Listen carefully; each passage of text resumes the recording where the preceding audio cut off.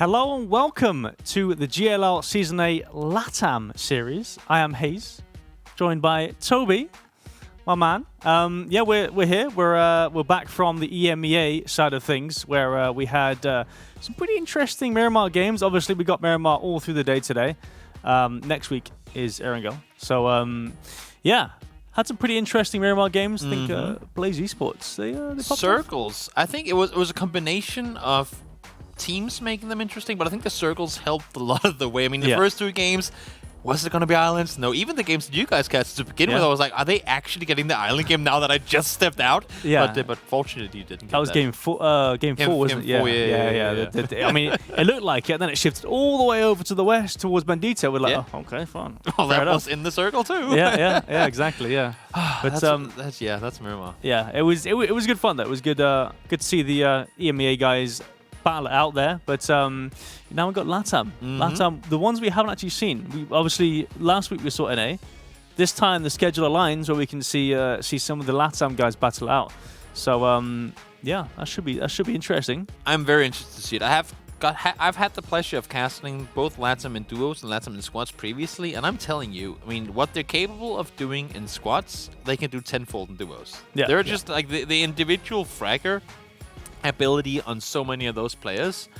Whew, who knows? Maybe if you're like a European scout or something, wanting to get a play for it. I was watching Moneyball. Have you seen that before? The baseball movie with Brad Pitt. No, I haven't. No, it's about how they find players in other regions that aren't like the big money stars, but they find all the unknowns here and there.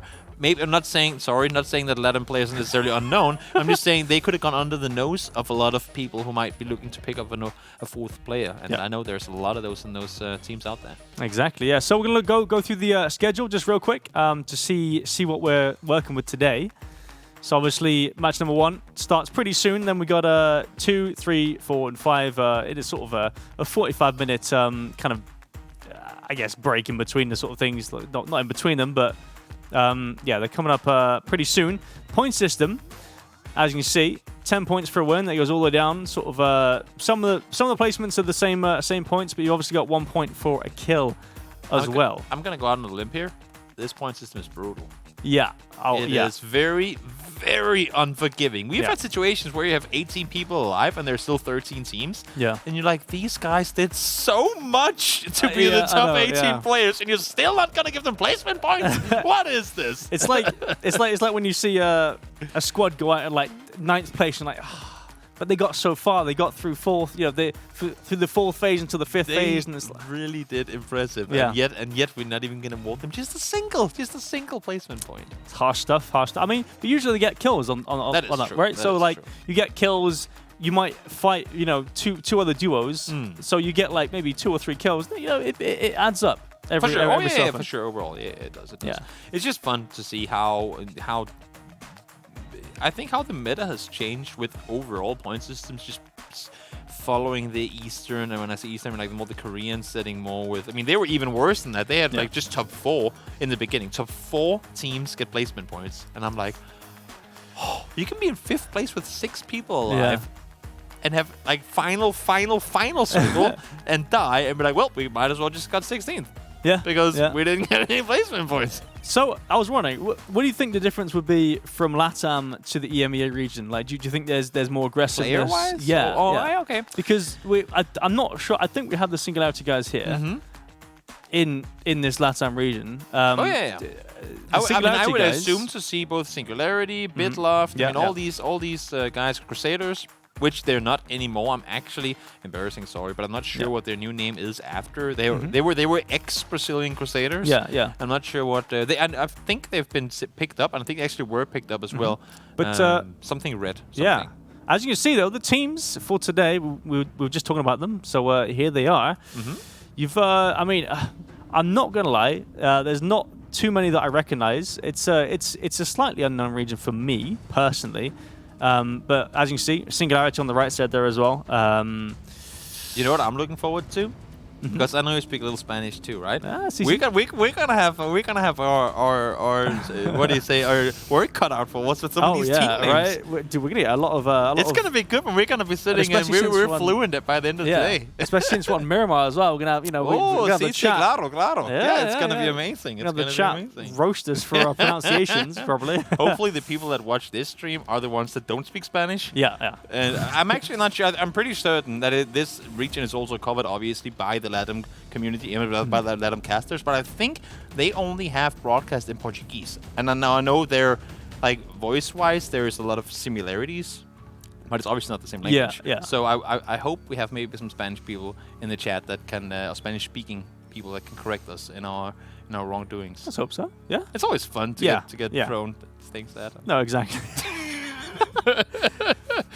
But anyway, we're gonna go pop up the LATAM leaderboard just in a second. So on your screen here. Currently, obviously, they've already had, I think, 1 week. Yeah, they played Sanok last week. Yeah, exactly. So, like everything else, you see the points here. Japish at the top there. 45 points, 18 kills. Not that many kills, to be fair, but they're up top. They got the placement points to get there, for sure. I love the team called Farmstream. Obviously have been living up to their name. They are the team with the most kills at 20, excuse me. And, well... I hope if you can farm Sanok as a duo, then you should be able to farm Miramar too, right? Because it's a little slower pace. I mean, I don't know. Am I wrong? You made a weird face when I said that. No, I'm wrong? just trying to think. It's I think it's harder. I think you're right. No, you think it's harder to frag out on Miramar than on Miramar? Oh, I feel like it might be. In duos, that is. Yeah, because obviously Sanok, there's a lot of third party involved, so you have to play it right. You have to play it correctly, otherwise you'll just get destroyed by other teams. But at the same time, you also have that much more cover for the most part. I feel like Miramar is the most unforgiving of the maps. I feel like Erangel is 100%. Really? Yeah. This is fun. Because Erangel, there's obviously, you can get caught on rotations so much more, whereas Miramar, you kind of like, it goes bit by bit, there's ridges and little, But think of how many teams are in positions around you, like in duos, with chances to shoot at you, where in squads, they're that much more spread apart. Yeah, I suppose also because Miramar, there's a lot less compound cover compared to the other maps. Like once you're in the open, you're in the open. Yeah, but with compounds, other teams might not have angles on you because you're just in a compound. There's walls around you, right? Whereas with ridges, that you've got the enfilade. Oh, the defilade. And what is that in Spanish? Directly. Inflato. Exactly, must be. I have no it has idea. to be, right? We just offended half the stream. I'm so sorry. So that's pretty much it for us now. So see you guys until next week. But I'm excited to see what's up. Just speaking about about GLL, the prize money for this, obviously, if you don't know, is it's 20K for just LATAM. I'm pretty sure. What happens after this week is that the Latin American region is in the bottom top 16. It joins with NA. Okay, exactly. okay. So these guys, the knowledge, the top 16 guys. You can finish my sentence. Yeah, I mean, yeah. So the top 16 from both NA and LATAM joined together to create this 20K boss lobby of just the best. And it is going to be a boss lobby. It really is. Yeah, because obviously got MPL players as well mixed in with professional LATAM players. So it's like two pro leagues combined. Literally, that's gonna be insane. Imagine. Insane. Wow. Okay. It is. That's just blown my mind, honestly. One thing that's amazing to me is that also the way that it's structured, because obviously there's going to be a ping issue. I mean, just NA has ping issues in itself. Yeah, from East and now East you're Coast to bringing West in Coast, people from South America too, or Latin America. Sorry, I know there's some people that differentiate differently, but in any case, what they normally do is they jump servers between every map. Yeah. Okay. So they'll take first map on that server, second map on that server. You can actually kind of tell sometimes which players thrive off of having high ping as opposed to low ping, because when half the server has high ping, the other half has low ping, and it can really make for some interesting situations where like, wait, did he just peek me? Like, you can just tell the players are so confused sometimes because the ping issues. Yeah. I think you can also abuse it as well in a sense. Oh yeah, for sure. Like, Pico's advantage is definitely a thing. Exactly. Yeah. So I mean, I know a lot of. Well, I mean, a lot of the pro players at the moment that kind of abuse that, even online. Yeah. even so on land, like there is still that delay, that sort of that peak advantage where if you're holding an angle, you're just holding it, you're sat there, and a guy comes zoom around the corner or whatever. You like most of the time, I think like maybe 8% of the time, the guy zoom around the corner wins the fight because you're just like you're trying to track him and then he stops and all sorts of mess. When it's really good, then you die before he even sees you. That's when it really. That's when those are the good ones. That's when the ping really hits. Those are the good ones. But I'm very excited to see how these guys will fare. Because I remember last season or the season before that, we were in a situation where it was a few teams that did extremely well, like a few teams that kind of just dominated everything in the LATAM region that is. And then last season, things. I mean, you saw some of the lesser players catch up. Yeah. And now I'm interested in seeing. Obviously, we didn't get to see Sanok games, and it doesn't really matter because now we're going over to Miramar. So I want to see if it's the same few. We're talking Singularity, some of the Bidloff guys, all these guys from the LATAM region that we've seen before. Yep. If they're gonna be the ones that are still gonna be the ones punching the punching bag, or if we have other people kind of joining the fun in that. Well, I feel like, I mean, as you saw the Jap team on #1, right? We haven't really, I'm not sure who the players are on that team really, but we haven't really seen much of them.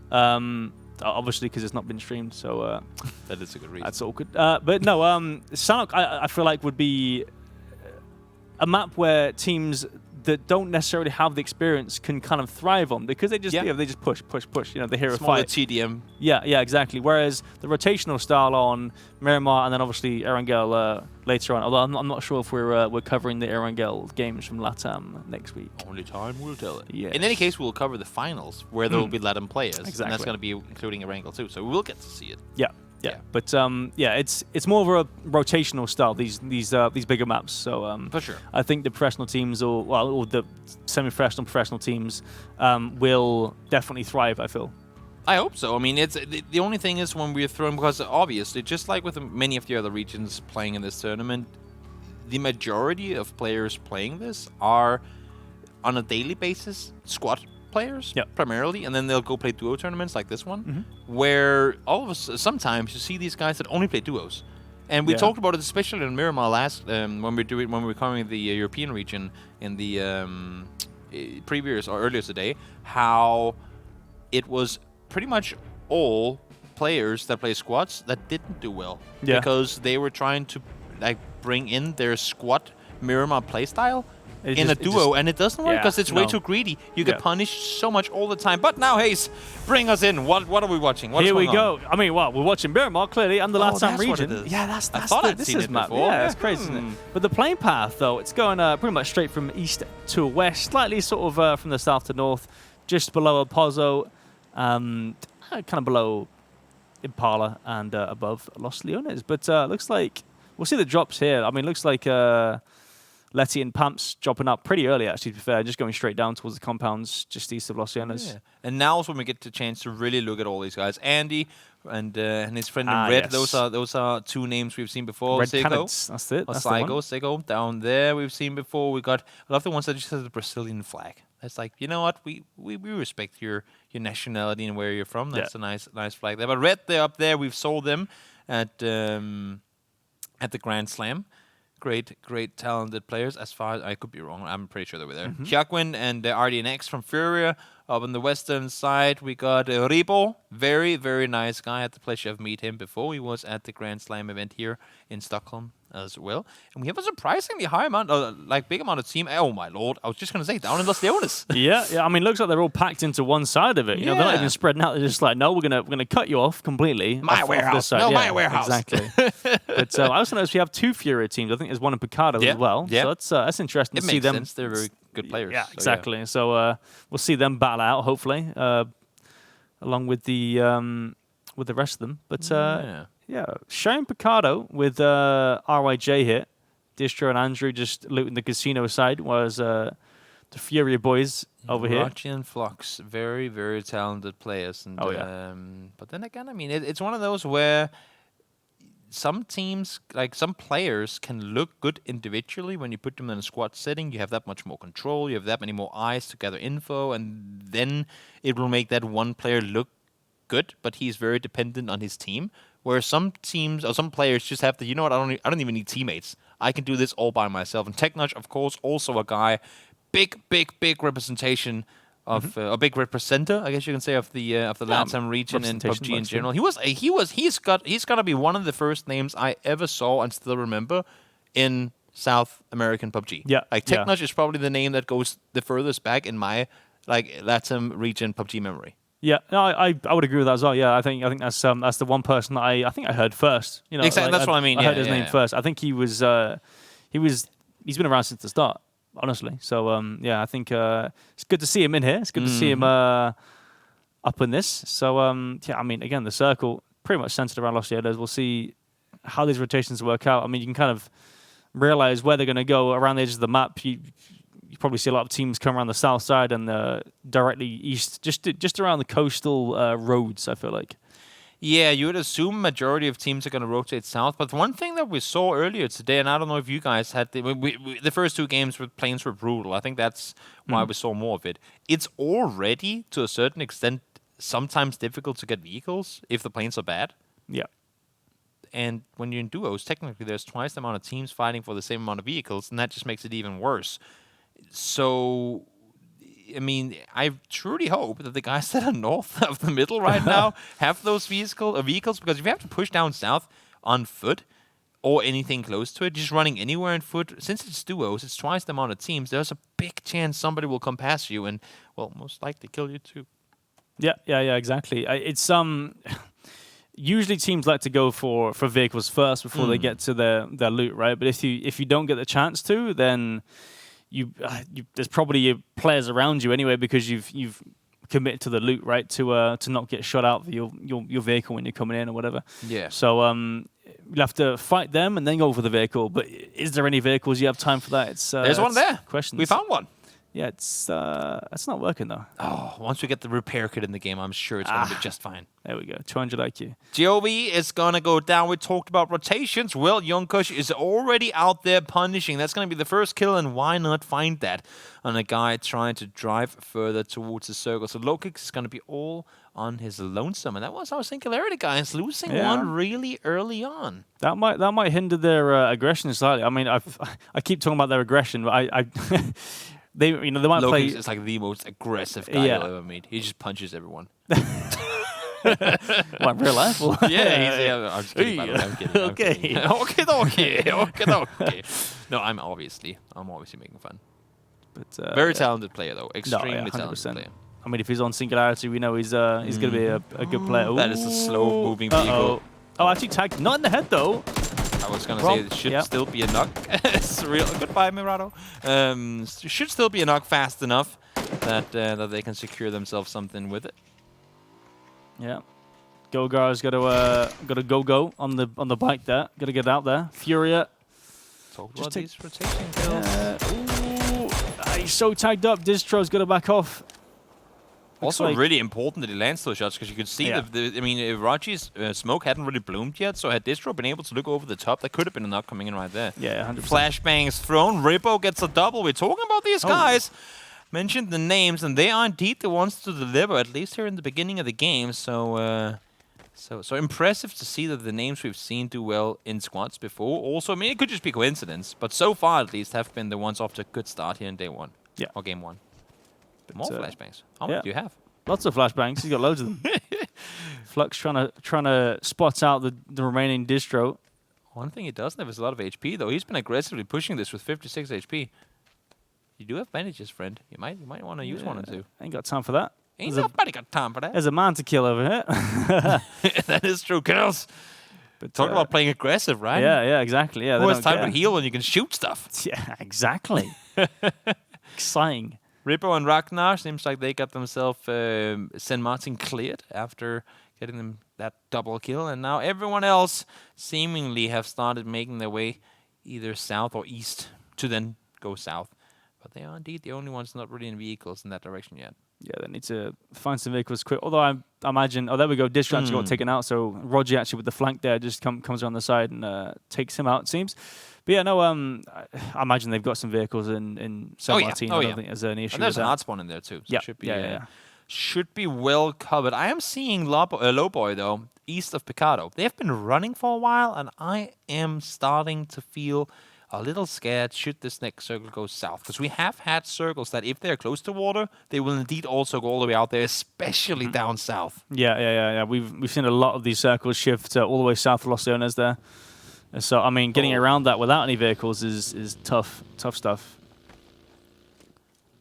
Rubino and his teammate, they saw GotZero come around the side, but didn't want to shoot. Now one of the Furrier team members, as Hyakuin, is rotating around, but GotZero not going to shoot. I think he wants to go for the buggy, but just like there's just people going past him all the time. Was like, God damn, I just want to drive, man. I just want to get the buggy, man. Come on, stop rotating. Leave me alone. It's like no.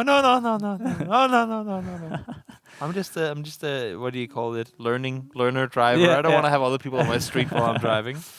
Now they are shooting though. RDNX trying to drive off. You can see it on the map on the by the Montenuevo. Currently out in the blue. Now, of course, it is only Circle 1, so it doesn't really matter too much. That's fine. But lots of people coming from the north side as well. Could be a bit of a kerfuffle happening here. Bit of a what? Kerfuffle. Kerfuffle. Yeah, that's the thing. That's got to be a British word. British, right? yeah, it's a British thing. Kerfuffle. It's pronounced kerfuffle. Kerfuffle. How would you spell it? Kerfuffel. Kerfuffle. I think so. It's like a double F, I think. It sounds like a Harry Potter word. Kerfuffle. Yeah, like they have all the candy and all those weird things, you know. Oh, how do you like your kerfuffle? That's amazing. I've used 2 scoops more. Would you like a toffee kerfuffle? But the circle comes in. Shift. Wow. And straight to Puerto Paraiso. There's no one in center apart from maybe Jazin player and his teammate on the eastern side. Shots coming out though. GotZero shooting over towards him. Didn't really get anything connected. He's by himself too. He was one of the ones being. They let him through, and he's obviously not wanting to let them go through. Does happen though with him whiffing those bullets. Now the circle northwestern side is full on Los Leones, and that's the main issue here for the guys that are currently still northwest of that. I don't think any of them want to rotate through. They all want to go around, but it's going to take a while. Yeah. I mean, in this situation, I think if you were in squads, you'd assume that Los Leones would be kind of free. Yeah. So you could probably rotate through it, but in this situation, it is definitely duos, not. There's no chance. You cannot take anything for granted when you're playing duos. Andy finds himself a knock early just before. I'm not sure if that was the finish off he got. Oh, that was the kill there. I think he's got one kill, yeah. So it's found the finish, that's for sure. Meanwhile, Luan Proch. Yeah, that's the name. Yeah, that's the name. But he's currently taking some shots. Looking down towards Osneo and his teammate, but Flux on the backside of that is going to get himself called out. Harm and his teammate gets him down, and now Raji is by himself, and I think he might be better off just dipping out, and I think he does. Yeah, looks like he's going to go for this vehicle, maybe. Probably just send it somewhere sort of central and just pray. Just leave it and I mean, if he does that, he's got Osney in his team and then RDS as well in his way. So, I mean, looks like he's going to try. We'll see what happens there. Meanwhile, Lauren taking some shots at the passing members. Paranga. Arnaqui as well, up top there. Oh, goodbye vehicle. Oh, Technosh. Doesn't hit the K98 shot, but tags him up with the M4. Oh, I thought he could run over by that car. That would have been amazing. 2 guys pull up together and the car runs over his teammate. That would have been a Scoom moment, if anything. Oh, shots coming in from the side now as well. Oh, that nade, that's perfect. Oh, I can't say that, but it does force him out to Technosh's side, so a bit of a team play coming in anyway. And now Paranga down below, trying to stay safe, but that's going to be the team from the island crossing over, finding themselves one on him. Yeah, that's some unfortunate stuff for Paranga there. Just get shot in the back as he's trying to fight Technosh and Lawrence there, just getting caught out third-partied, as we say. So unfortunate stuff there. Looks like Leonardo Leox is going to head down the south road into the circle, though, so he should be okay. Lowboy's teammate has gone down. HVC is out in that field, and that's not a place you want to be, especially if you're up against 2 players of very, very high potential, and you see more coming in from the south. Yeah, Reeboks has got his number data, and he knows exactly where he is in the smokes there, just waiting for him to come out. Looks like he's going to have a rough time against third-partied. From the side, that was an easy lineup. He was standing still, and Rebo finds himself taken out, and Ragnar down too. Lowboy realized, well, that means I'm Only 1v2 now, and 7 Toy and Fnatic. Wow, that's toxic, guys. Yeah, and also, there seems like they're having a bit of a peg issue. Yeah, possibly. That's just, I think this is just, you know, when we're... Did it DC right after killing them? DC. That's unfortunate. Maybe. We'll have to see about that one. At least it is it after he killed them. Yeah, and he's running towards the circle. Yeah. So I mean that's a plus. I mean he's stuck on the rock, but could have been worse, I guess. Could have been stuck in the water. Yeah. Oh, meanwhile, Lawrence is actually taking out God Zero. Yeah, that's I think that's the rotating member from yeah. That's the punishment. No, that's the punishment. I think Repo after getting killed, he just DDoSed him. Like, you know what? That's obviously that didn't happen. No. But just, you know, he's gonna be running there. Also, I gotta say, despite being out of the circle right now, I like that Fnatic actually stays around with him. Yeah. Like obviously they're trying to reconnect and get back in the game, but him staying rather than just saying, well, I lost my teammate, goodbye. There's a chance that he gets back in, and then he could heal him. Was still that early in the game that he could get him up. He might want to try and find a vehicle though, and then maybe bring that back to him in case he does get back in the game, because anything else would be unfortunate. Also, there could be issues where, since we are in Europe doing observing on Latin American games, there can be situations where, for us, it looks like there's a high ping, but the players might not have that. Yeah, I think that might be the case. I mean, you can see on the observer now, obviously the orange logo in the corner there, means that the observers do have a bit of a ping, so it can look like some strange things happening every now and again, but it's just because we're in Sweden and in Northern Europe, and these guys are all located, at least for the most part, I would assume, in Southern America. Yes. Jasmine player, though, spots out... Well, I'm not sure if he actually spotted anyone, but I think he realizes there's players in the compound just to his west there. Oh, that's sad. Oh, Captain found the guy, and then 7 Toy got taken down by the That's just unfortunate. I mean, it is what it is. So I guess he did crash there. He did. Makes sense. He did. Handy though. Red cannons. Trying to take some shots. Ooh, I thought that would have hit there. Yeah, it seems like it's... Oh, damn you, Tractor! Almost had him, but not the case. Try to see if they can find some more guys below now. No, Capitan. And they're running up towards him. That's some good connected shots by Noah. That was a nice little flick there from Noah onto Captain there. Yeah, just completely beating him on the peak there for the damage. But got to heal up. Yonkosh? I thought that was Technosh for a second there, but it's the whole Kosh. Yeah, the Osh thing, yeah. But Yunkosh looks like they've actually spotted out Devinchat. And the teammate is caught in the rope there. That's one knock going down. Devinchat takes a headshot. Does have a level 3 helmet though, and there's teammates up and above. So already now a lot more third partying than I feel like we saw in. I don't know if it's because teams positioning themselves to third party more, or if it's just because they, magically happen to be in that area. You can see already now on the northern side, these guys are coming down to party too. Posao and Ganyuan, they're both coming down to try and see if they can engage in this. Yeah, it's. I mean, they're at the blue as well, so it's a very unexpected push. Open reload. Ooh. Click.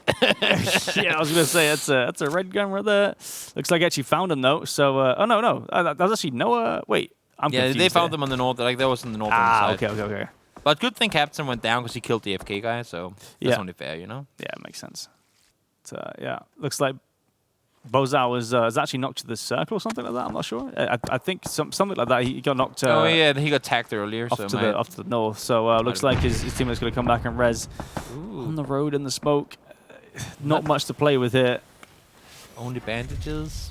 That's rough. I mean, not optimal. Technish goes down. Hyakuin finds them both. Very talented Furia player.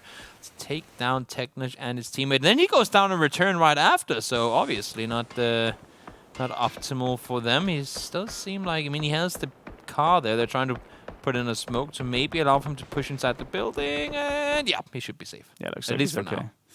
He's all good, but circle shifts again towards the east. So Letty's looking pretty good in the center there. You got Sizzlin and the team over there in a little road dip with the crossroads. Yeah, I was just gonna say that's a really good spot to sit, and I think it's gonna work well in duos too, because it tends to be too cramped for squads over the MK. Oh yeah. Seems like there's so many. Oh yes, he does get him. Oh wait, no, was that? No, that was good. Wait, who killed him? Youngkosh? Oh, it was Jason. It was Jason from the other side. There was okay, a third party from the yeah. other side. I was gonna say, blimey. Yeah, that was a very very quick reaction with the MK. But nonetheless, they do manage to get the kill on one, and Da Vinci actually somehow stays alive for all of that. Yeah, wow, that's impressive actually. The fact that it That was on the the guy that road, were caught behind the tree and on the road. Yeah, he was on the road alive. and just backs off and managed to actually get into the circle, like properly into the circle now, so it's okay. Because he can push underneath all of them. Yeah, exactly, yeah. But I'm so surprised about how many crate guns there are in this game. I've seen a fair few amount of AUGs. I've seen a Mark 14. Like, anyone else got the shotgun? You know, like where's that? Yeah, who knows? Who knows? Maybe. Would you pick it up on Miramar in anything like this? Not actually. No, I doubt it. Yeah, me definitely too. not. In fact, That's what I'm thinking. Would you do that? I mean, I would for fun, but but not for 20K tournament, no, exactly. HayZ. Now look though, taking down Leonardo. That wasn't that Spanish name. There's no excuses on that one. Leolalo. Soda's on the backside, trying to stay up. Sigo and Andy gone down. Silson. Once again, we're seeing some of these high-level competitive squad players racking up points. And Silson, he is doing damage with this SLR. Yeah. Super strong gun that takes down RDS from Furia. So that's them down. NA luck. Is that like intentional? NA luck? Nah. Full luck? Hit? No. Okay. Nah. Luck. Nah, luck. Nah. But luck? Nah. They don't have any of it. Clearly. Meanwhile, they're pushing on onto one of the teams there. We missed that, but meanwhile, actually, Pybola can take it out just on the edge of the circle there. See, Fury have one player left on the west side. That's Rachi. He had to. I mean, he's been running by himself for a while now, actually. Ever since Flux got taken down, so he's been on his foot, still not inside the circle, and seems like Huragon has and Osni knows exactly where he is too. I mean, with the way that he's holding right now, he obviously heard the shots in and around the cave area. Yeah, and they're going to be expecting someone to be crossing the road from there. 100%. Yeah. Also, like one approach as well. We'll probably know that there's going to be a player coming in from that side as well. So it makes sense. Got to cross the road. But meanwhile, these guys are actually sharing a compound as well. This is interesting. So Jazen and his teammate Ganjuan as well, just on their eastern side. Nothing really going to happen. I mean, I don't think the Jazen and Team Dax have any windows on that side anyway, so I don't think they can even do anything. And there is, I mean, even if there was, would you really push on it? You're both inside the circle. Do you need? I think just some damage back and forth and some peaks. Yeah, right? you can try and bust some vests and maybe force a knock. And even if when you do get the knock, you have a chance to. Oh, that's a suppressor. Unfortunately, Kodak, you can only see that suppressor over the top. You can just kind of see the edge of him there when he's healing. That bandage animation just puts his head up over the top down again. Yeah, he makes a move for it there, Roger. He's going to get down to the compound, but there is a player inside as well. Yeah, and I don't think he's ready for that one. Little does he know. Luan Broach. He's chilling. I mean, I can imagine he probably heard Roger coming in, so he's just got to sit there and wait. We had a team earlier today called the Bathroom Campers. I think Luan is on a trial period for that team. Yeah, I think so. Actually, I think he's trying out for the EMEA duos. EMEA duos team. You never know. Oh, that's Silson finding people miles out in the open. Furia players trying to make that crossing, and at least for now, they're able to stay put. Silson though, just chilling his little dip. It's a pretty solid dip. They can kind of hold out everyone that's coming in from the east side over the road. Meanwhile, actually, Luan Approach takes out Rogi. So surprise. He does have the surprise angle, the surprise element on his side. You can see Loki's still alive. He lost his teammate as the first player in the game on that rotation up by Hacienda, and he has managed to make his way down and into, well, not placement points yet, because it's only top 12 that gets where placement points start to occur. So it would be sad to have made it all this way to not get in. But with this shift, I'm going to anticipate that he will survive at least one more placement. Yeah, no survives another few minutes, I suppose. So solid stuff. Good stuff. But everyone else on the south side, Southeast, got to push in. Yeah. Letty, the only one that solo compound. That's the only compound inside the circle. Not that it's a very good compound for this circle, but I imagine players would actually push through. So we'll see what happens there. Probably some fights coming in. Meanwhile, Sizzlin. I mean, they're just shooting at everything they can. I think they don't anticipate anyone from the north to actually push down towards them. At least you can see them turning around. Kodak is looking over the top. But they know there's going to be so much fighting on the southern side, and that's where we can third party. Yeah, exactly. There's just so many open fields. It's easy pickings. But it looks like Hyagwin, is that it? Hyagwin, yeah. Hyagwin and RDX there, just getting tied up by Huingon. Dude, these names. Hui Gonji.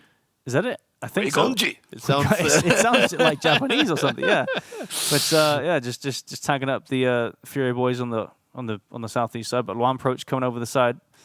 We'll see what happens there. Meanwhile, Letty's still in the compound. He's actually is he? Oh, he's not. He should probably have left earlier because all of a sudden, I mean, this is why you do the pufferfish thing, right? Where you go away. This is my place, and now he's kind of let all the sharks come close and.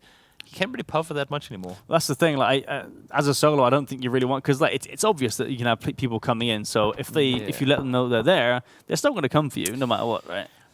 I feel like had it been a squad game, you're by yourself. This makes sense. Yeah, sure, you don't want to get caught, but even as a solo in duos, you can still not easily, but you can still make a play. And I feel like he's simply letting people come too close. I don't think he needs to be as passive as he wants. You want close range fights so that you can like dip and dodge and trade. True, right? And if you have the element of surprise when they come in, they have no idea they're there. For free. Yeah, you get a knock for free, and then you have a 1v1. But you really want to be that close, like actually inside your building, though? Well, I mean, if they play as an actual duo and they go around in twos around the buildings, then it's harder, right? But a lot of these players, they're feeling pretty confident. They'll go around as they'll clear it. Yeah, that does make sense, I guess. Gan Johan has been found. Kodak, once again, these SLR guys, they are racking up a lot of points. And somehow, Luan Proach managed to cross the road, and now he's going to prone down too. Yeah, I'm surprised. I mean, look at Sizzlin. He's actually gone into towards the compound. He's actually made a move towards center circle. Kodak's actually knocked as well, so I'm not sure what he's going to do. He has to back off towards his teammate to get the res. I think it's the first knock, though, right? So should be able to get the res on up. It's more just now they circle too. So there's no reason for him not to run up in that direction. 100%. Yeah, he's got to go back now for sure. I mean, there's no point staying down towards the southeast side. Everyone from the compound's going to move in as well. There's two. It looks like one solo and two duos just coming out from there. NA Luck and Kovad as well. Oh, the pan took a few, but his chest took even more, and that's going to be DJ NN finding himself a kill. And now we're down to just 10 teams left remaining. I'm going to say, LATAM teams, these guys are way more sneaky than I've seen any other duo region be. Yeah, 100%. It's quite surprising, actually, the fact they find so many little divots and dips. A lot of sneaky snaking around, but of course the sneaky snaking does allow for you to what do you say, recognize the terrain a lot more. Yeah, he doesn't know he's on his right. Gets caught out, and there we go. So that's both of them actually out. Yeah, Kovad. Wait, did he just? Oh, the one was. He got the one further behind. Yeah. Oh, Luan Proach. Do they see him? Oh, I don't think so. Oh, he got spotted by Silson. He's down to under half HP. Oh, he did. Yeah. They must have heard something. You would think. They have no idea. Now he knows. Yeah, Kovad's found him. So fair play. Kills over the top for Kovad and his teammate. And well, I mean, Kodak is going to continue to rag up kills. So obviously, get back up on his feet, and that's 2 for him. So JPS, they're really ragging up points too. Yeah. Meanwhile, Japs guys in the center circle, Sizzlin and Kodak finding quite a few kills themselves. As I say that, Kodak hits a beautiful headshot. Let's see down. 6 kills for the team, but they are down. You saw him. I don't even think he has any meds anymore. I mean, they have been tanking a lot of bullets, and sure, they do have a little 3 gear, but I mean, I think they're down to something like a couple of first aids only, because all they've had was SLR kills at a distance. Yeah. And they've been burning through meds trying to keep shooting at people, but they never get to pick up more meds. Yeah, exactly. So I think they're down to real low utility. That nade, that wasn't actually. I thought that would have been closer, but I'm not sure what any luck's trying to do. Took some damage from the blue. But, I mean, they're in the circle for now, I think, but the circle again shifts northwest. So Some it goes unlucky from that going doesn't have east. NA luck. Yeah. Must be it. Must be it. Silson find once more. SLR really coming in strong in the hand of these guys. Jabbish, they are the guys currently in first place. And they're showing us why. 7 kills in this one, and NA luck is getting pushed right up close. So aggressive. It's a really ballsy push, I feel like. Just pushing over the side. If NA luck gets this ridge on him, then Silson's kind of screwed in a sense. They have been sent a circle for a while though, so I feel like they have the idea of where the most of the players are. And then gets seen, gets spotted from above. Silson will be the one to find him. 9 kills for the duo, currently in first place. And low kicks, well, he didn't really have to do a whole lot to get this top 3 placement. He's just chilling in the northern side, getting those shifts. And I feel like Alex kind of did the same thing. Yeah, must have done. Oh wait, Silson and Codex on our side. You know what? We'll just let them do all the heavy lifting, and then we'll take it from there. He gets a crate as well for his effort. So for his art of doing nothing. Yeah. It is an art. You know, it is difficult to not do anything. That is true. A skillful thing to find the spots to actually prone. You know, that is true. To get there. But he finds a crate as well. So survives even longer, even more shots. This is when he hides on the crate and then waits for someone to come over to loot it. There we go. 200 IQ. That is the play to make with the knight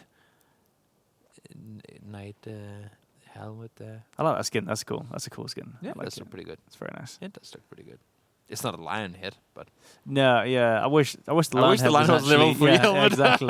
Could you imagine?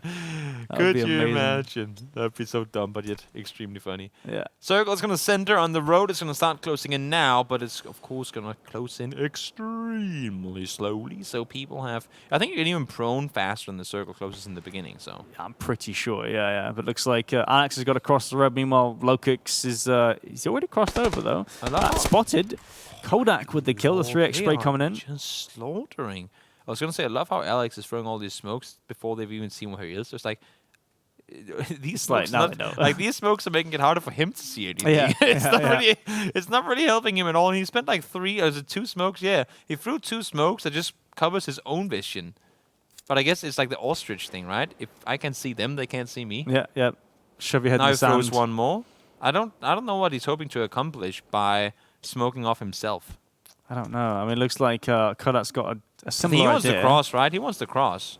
Yeah. And have some sort of gateway to the other side of the circle. It looks like, I mean, Mega's kind of looking outside the circle like he expects someone to come in behind them. I mean, they have this entire... they've been sitting in this dip on this side for the entire game. Yeah. All they have to do is wait for that circle to go over. You can see, they can see everything on their side. And those smokes didn't exactly make it hard. I'm just curious, why does he not throw smokes on the road? Grant yourself a way to get to the circle. Honestly, I can't answer that. I'm afraid. You're a pro player, HayZ. Come on, you have to be able to analyze him. Twitch Ali or Alex Mega, why are you smoking yourself? Yeah, maybe he feels like they're going to push over. You know, they're so aggressive. You know, it's Kodak and Silson. You know, they're going to just push over. Oh, maybe, but seems like he's just going to take damage from the blue. You know, that's the advantage you needed. This is the death of Silson. Yeah, 18 exactly. damage taken. Insta-rip. Instant win for Alex. Kodak's gone for the prone, though. I wish you the best of luck, Alex. Ooh, okay, maybe not then. Wins it out. Yeah, there we go. Easy peasy. Jappish with 11 kill win. 11 kills. And they weren't even that well positioned to begin with, but they just went through and... slaughtered. I mean, once they got into position, once they were there, we both talked about it. That's actually being a pretty good position to be in duos. Yeah. Mm-hmm. And they just like 50-50'd it perfectly. Yeah, exactly. I mean, it's just solid plays by them, really. Super good. I mean, I think also because there was, on the compound southeast, there was only one player there for most of it, right? Yeah. So because I think that compound has angles on that dip. Exactly. So it kind of worked out in their favor. If there was a duo there, they might have been more aggressive. Yeah, probably. But at the same time, I mean, that spot only works if you can keep people at bay. They were shooting in all directions. And they were not only doing that, but they were hitting shots all the time. True. Which, gave them the win with 11 kills. Yeah, indeed. Highlights coming in, though. Some nades. A lot of flashes, I noticed as well. Yeah, a lot of just stuns, utility in general stuns, being right? used. But I gotta say, in order in order for us to hype up this a little more, you guys, there's a lot of snaking. I mean, I respect the fact that we're playing for a big prize pool and all. Come on, guys, Latin America. I know you guys sitting out there playing. You can YOLO more. That's what we want to see. Send it, boys. Come on, let's go. Why win if you can die in blaze of glory? Yeah. Shooting all the bullets you have, throwing all the nades. Why have 200 bullets if you only use 10? What's the point, We're kidding, by the way. We're kidding. And that's, I think like Jackie put a very good word on it, that you can never, if someone kills you can never be upset about how he kills you. Yeah. In a game like this, where so many different strategies are implemented, so many people come from different backgrounds, gaming-wise, and whatever impacts their way of playing, that everybody will have the different style. And even more so in duos, there are so many ways you can play duos. Yeah. And I think we're just seeing a region, at least this game, where teams might be a little more passive. Yeah, you could be right, yeah. But anyway, that's it for game 1. We're going to go on to a 5-minute break just here. So we shall see you real soon.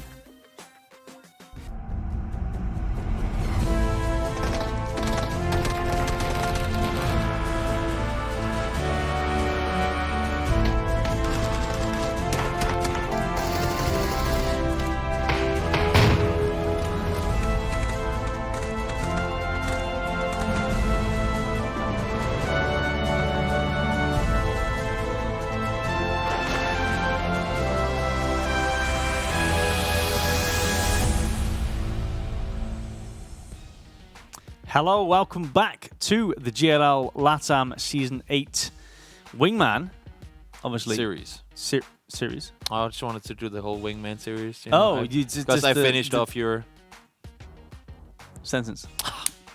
We're so in sync, HayZ. It's insane. Like, what is he waiting? Is he waiting for me to say? Oh, right, okay. Wingman, come on. HayZ. Anyway. We've been rehearsing this one for 5 minutes in the break, and now you mess it up. We're not even going to do a cool hidden handshake anymore either. But no, anyway, to the game. That was a pretty solid game from the Japs guys. It was. I mean, when you look at, they were sitting in first place coming into this day. Having played Sanok, Sanok is the you get what you can get kind of map, especially in duos where there's so many engagements happening. The fact that they could win that in a dominant fashion and start off today with a 21-point game. Yeah. Clearly shows that they're not just here for the fun, guys. They're here to rack up points and cash out. Yeah, exactly, yeah. But here we go with the leaderboard right on your screen, smack bang in the middle. So Japish, obviously 21 Look points. at the kills. They had more. They had over double anyone else's kills. Yeah, that's we had actually 3 nuts. teams at 5, and they were just like way above. That's beyond. Yeah, that's actually nuts. So I mean, obviously 10 placement points for the first place, 11 kills, 21 points for them. Then we go down, obviously Redemption POA, POAA. I imagine that's probably like an abbreviation or something. Obviously with the 5 kills and 10 game totals. With the I think that's 5 points for placement. That's on the third and fourth, isn't it? Yeah. So solid stuff from them. Singularity, obviously, the renowned team, 0 kills but 5 placement points. It was low-kick sneaking his way to to that top placement. That was pretty interesting how that one panned out. Lost his teammate extremely early on, so the fact that they even get 5 pins in that game is actually, I mean, you gotta be satisfied with that. Yeah, that's pretty damn good, to be fair. Yeah, I'd be down for that. But yeah, again, obviously, farm stream there. Interesting name. I mean, they farmed the kills, no placement though. They got 3 kills that game. So well, that's what they do. Yeah. They just rag up kills. Not too bad. Not too bad at all. Game number 2, coming your way of week number 2. Yeah, the playing path. It's that's a pretty eastern one. It goes from directly south all the way up to Campo Militar. So interesting to see how the teams read this one.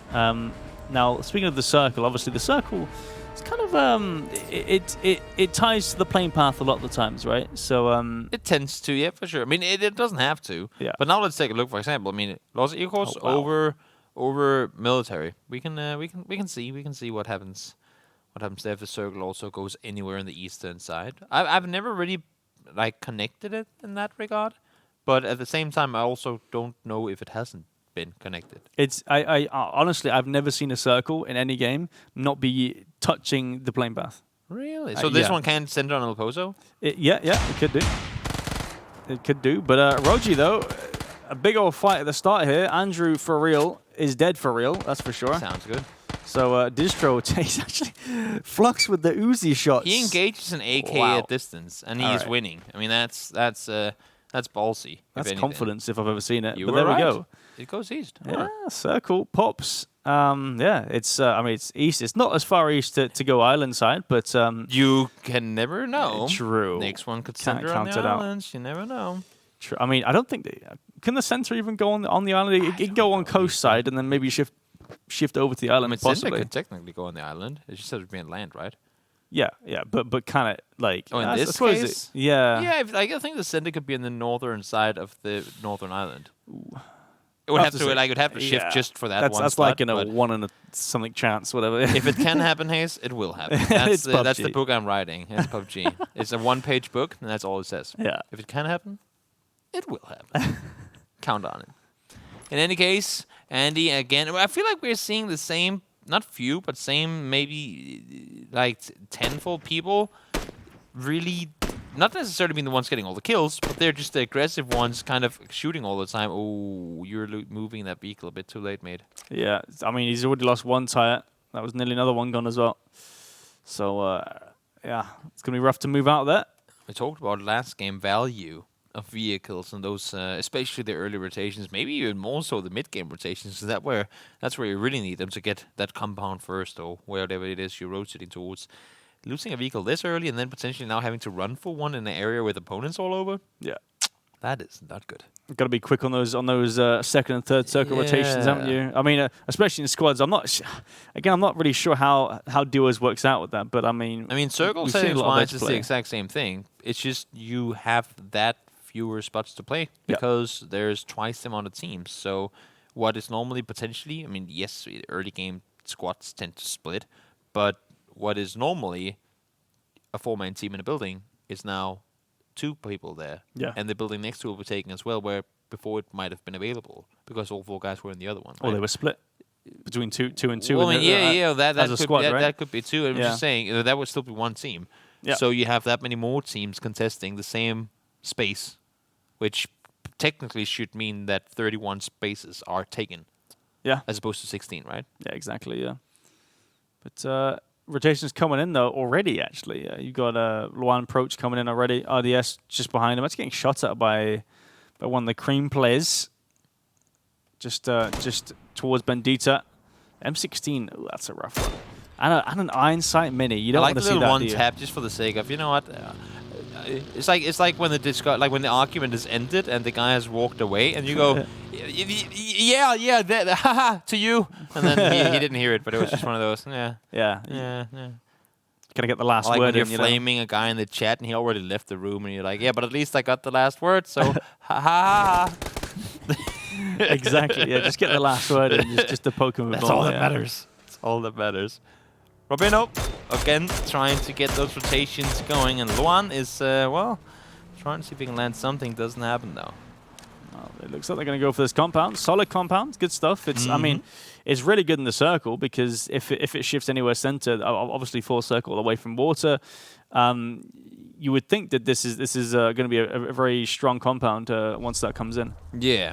Crucera and Rubino, they were the ones that tried to make their way out of Montenuevo last game and ended up getting a player knocked. Then they would survive for a little while longer, but this time around, well, doesn't happen at all. They both got slaughtered early as they tried to make their way to this house. And just as we talked about before, some of these compounds, they are taken earlier because there's that many more people wanting to get them.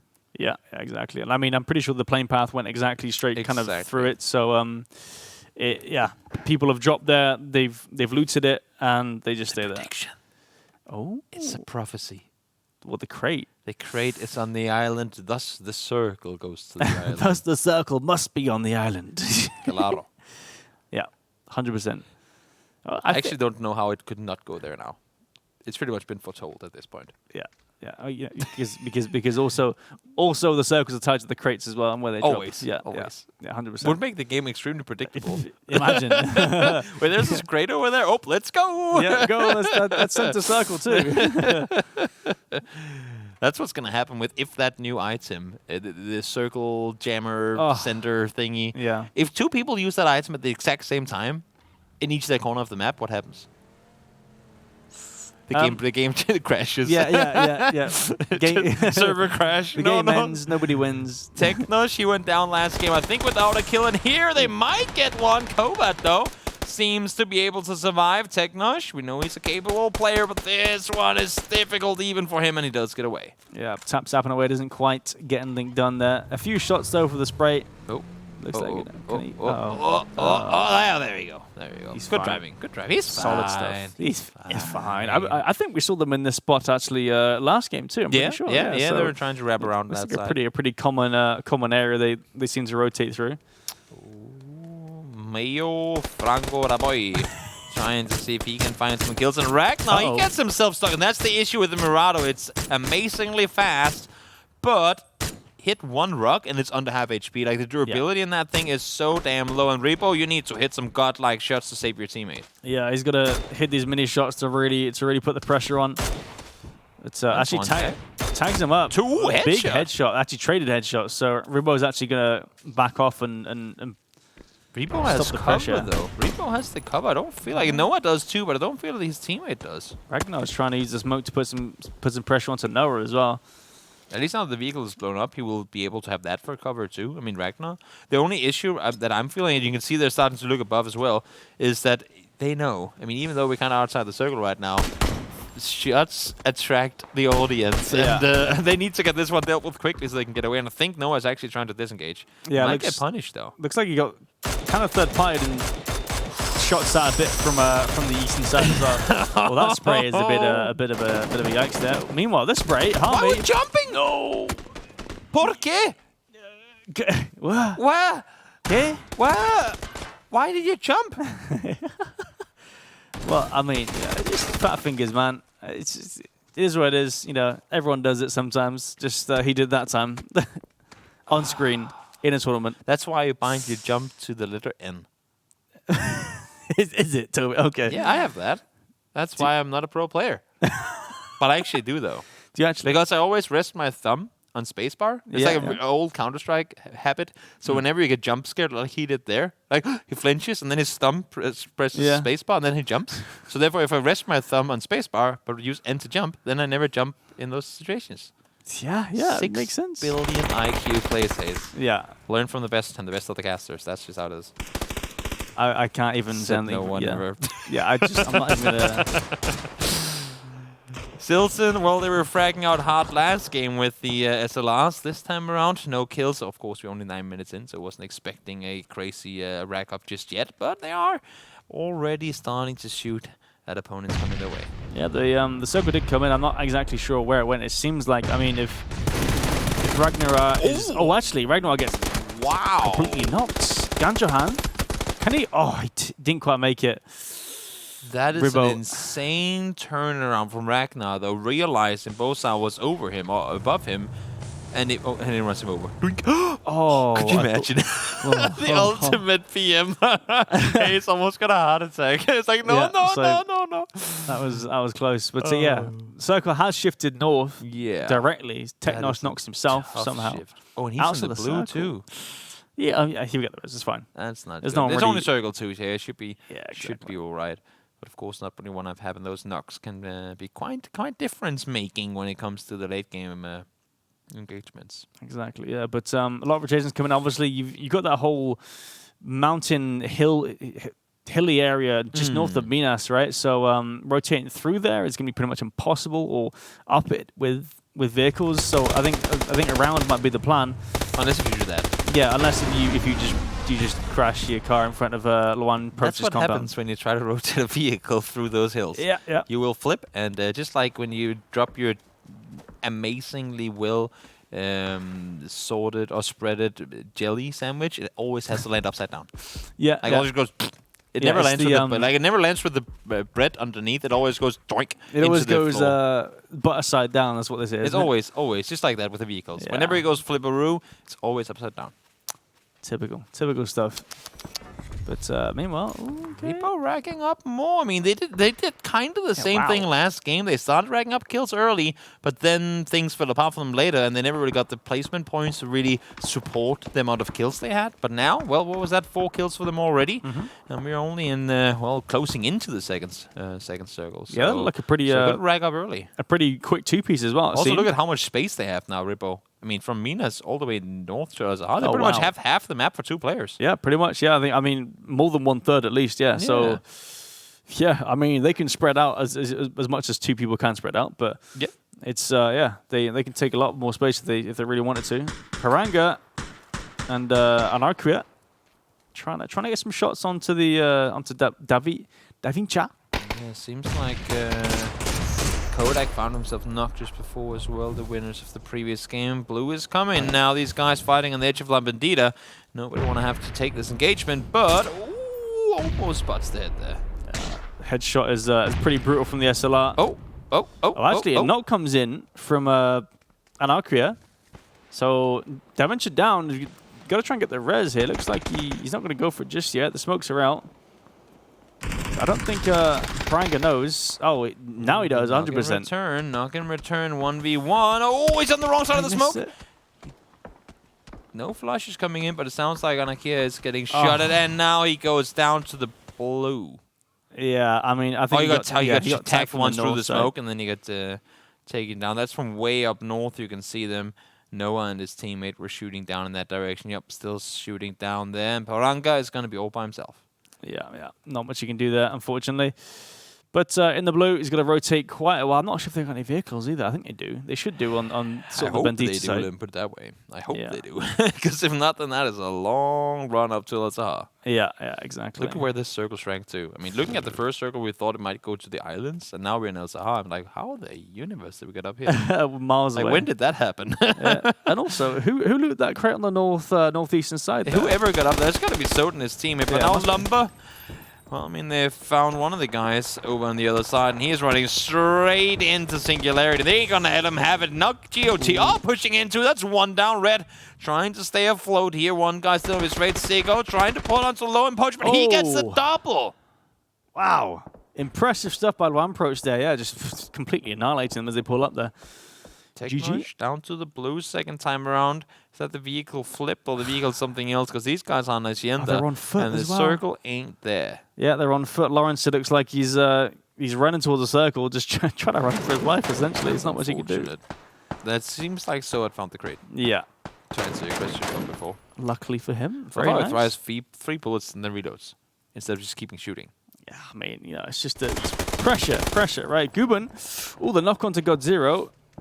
Vin FPS down the bottom. He got this bike. Timing. Wanted to get the hell out of there, but Guben was there to finish him off before he got anywhere. Now Silson. Well, that was a fiery entrance to Azahar. He just blew himself up. Yeah, that's. I'm pretty sure that wasn't planned. Oh, really? I guarantee. Oh, I thought it was just one of those style point things that went kind of wrong. I mean, they got enough points anyway. It's fine. That one's almost in. Seems like they know exactly where Mayo is. Capitan, can you get this one done? I'm not sure. We'll wait and see. Yeah, I'm not sure. His teammate's just further to the west as well, but he's taking this front in his own. I guess he knows that there's only one guy in this shack. He's pretty pinned in. This is a dangerous place to be if you're solo. Yeah. I mean, it's out to the. I mean, actually, no, he's not solo because his teammate Noah is just further southwest. The back, but okay. So that could be a big spoiler. Noah coming in the back here. We'll see what he can do. Maybe save his teammate. It looks like Ronna's actually backed off just to get inside the circle. Just to get that anchor point inside the circle, should I say. See, Mayo is trying to get out of there. Noah's... I wonder if he's seen him. Oh, Noah didn't see him, though, that's for sure. What did Noah shoot at? Oh, he has opponents crossing as well from the other side. That was just really, really unfortunate timing. You can see Letty and his team at a crossing, and they were on the road. So it makes perfect sense that Noah starts shooting. They just thought that he would have left, and that's going to be Capitan finding one more. It's going to be him down. Actually, Pems was the one to find him. Oh, the circle as well. It's chunked in pretty hard. I think he's not going to do this. Yeah, he wasted too much time trying to first aid, then bandage, and he wasn't quite sure what to do. So, yeah. Peaceful, unfortunately, does go down. Letty went down as well to that opponent. He's going to be bleeding out too, so that's unfortunate. Uh-oh, the nade coming in. Jazzin, Pika's, that's in. Is it? Yeah, Bro's okay. never fake. I thought he cooked it because he held it for so long. I was like, is that cooked or not? And just yeah, pros never fake. That's just how it is. No, yeah. Could have been a smoke. Wasn't. Yeah, exactly. Capitan is going to go down. He's not going to give any points away, though. So that's, of course, always something. But an unfortunate way to go down nonetheless. Kovac is going to go down to blue as well. So that's 2 players getting taken out by the monster of, I guess, radiation. I've never really had a proof what it actually is. I mean, it looks like it looks kind of static. Yeah, it's like a staticky sort of. It's like shocking them. Shock every sort of second. I don't know, like a static shock. It's like a really annoying pacemaker. Yeah, exactly. A defected pacemaker. Ow! Yeah, yeah. But I mean, I think a cause of all these deaths is just because no one's got any vehicles. As you were saying, right, with the vehicle issues, everyone's on foot at the moment for some reason. Apart from Fury, RDNX, obviously in the center circle now. But yeah, a lot of people just don't have any vehicles, so they're just getting caught out on the blue. And these shifts are pretty harsh as well. And the thing is, there's literally opponents everywhere. I mean, even if you have vehicles, how the hell do you use them when there's literally people on all the ridges? Rotate forward.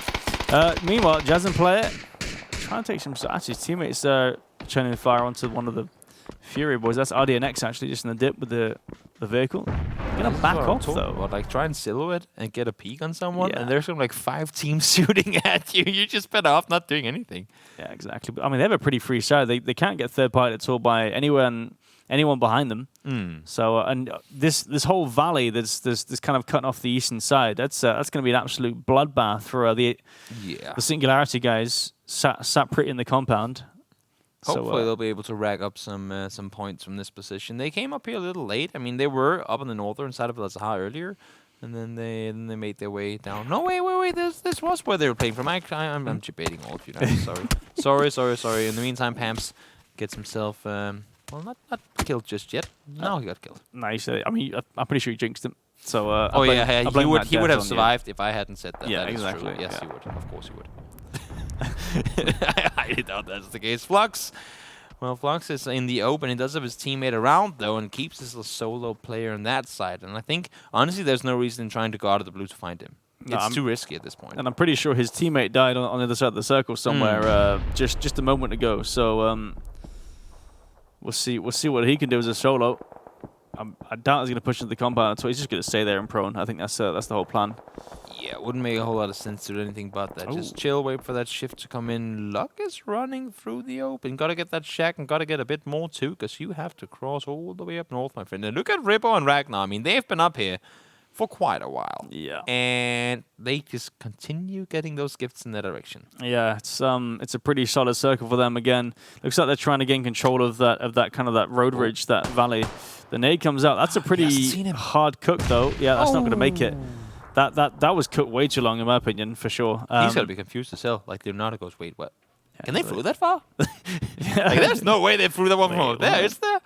I mean, if you don't cook it and then you throw it all the way down there, I think it might just blow up in his face. Yeah, but it's pretty weird. I think he actually realizes. I mean, there's got to be someone close if that nade just popped next to you. But the fact that it popped in the air without bouncing could have been him thinking that they might have thrown it. Because you can see, I mean, he has no clue that Sevensoy is there. True. Literally no clue. But now the circle is popping, circle is moving. He's going to be forced to go. It does have level 3 helmet. That could be him surviving for a bit longer. And 7 just does not want to give anything away. Leonardo is none the wiser unless he peeks this left side. Actually goes out in the open. You have to shoot. Oh, you've got to do this. You got. I mean, to be fair, there's players above him as well. Yeah, true. So I think he wants to survive. Shield, use him as bait, and then see if you can make a move according to the info that you get. Raji and Flux go down, and Singularity, despite getting nothing but placement points last game, do rack up some kills now. Yeah, there we go. Just racking up those kills from that compound in the valley. Solid stuff from them. But yeah, Leonardo is just getting trailed by Seventor here. And he has no idea. Slowly making his way forward. But the thing is, I mean, Seventor, once he loses vision on him, can't overstep. He cannot go within audible vision. That's going to be him having the angle and project. Well, that's a head ripped off of Valor. Yeah, that was a risky peek from Valor there. So yeah, not much you can do with that. Not a whole lot you can do if you're him. That's a helmet torn to pieces with that AK. You can see the Furrier players. Well, they're pushing up towards project, and somehow luck got to that. What? Out. How has he got into he here? He ran past Luanproch with. How has he crossed past Luanproch? Is Luanproch just going to come out, or is he going to dance the blue? Is he crashed or something? Oh no! Okay, no. He's moving. Okay, I was confused there. But how the hell did this guy get here? I mean, okay, so they heard steps somewhere. They're nading the building. Yeah, 100%. So they obviously know. I think he definitely. No, he can't see it. Thank you guys, and the observing Perfect. Crew to spot. And Seventoy goes down. Junkush found him, so he was trying to buy himself a bit too much time. Project goes down as well. We saw them getting caught up on by the Furrier players. Nope, the snake from behind baits. Nene lock, and he gets taken down because of it. That is so unfortunate. Jovi gets the kill, and that's going to be them pushing forward. But Goop and Junkush, they are up the hill. So unfortunate because the footsteps just baited him to turn around, and he dies to the blue anyway. So it was just a wasted sort of life there. I mean, it's got a placement point better. So. Yeah, I suppose. Yeah, Cuban though. Singularity. Jovi's down. Some big shots from the Dia Curso guys. Ooh. Does have a Molotov still. Junkush is pushing down on this one. I like the aggression, but I really want to play it together. I really want them to play it together. That damage on the Molotov is just ticking him down. 10 HP a tick. Was that from the Molotovs from these guys? Yeah, but and he gets him taken down. That's the elimination gone, and then 1 HP for Kobe. Oh, okay. Oh, these nades, though. That's a Kobe. Barrage comes rolling on in. More to come as well. Now smoke's thrown forward in the other direction. Coopin trying to give them some sort of vision block for them to push further forward.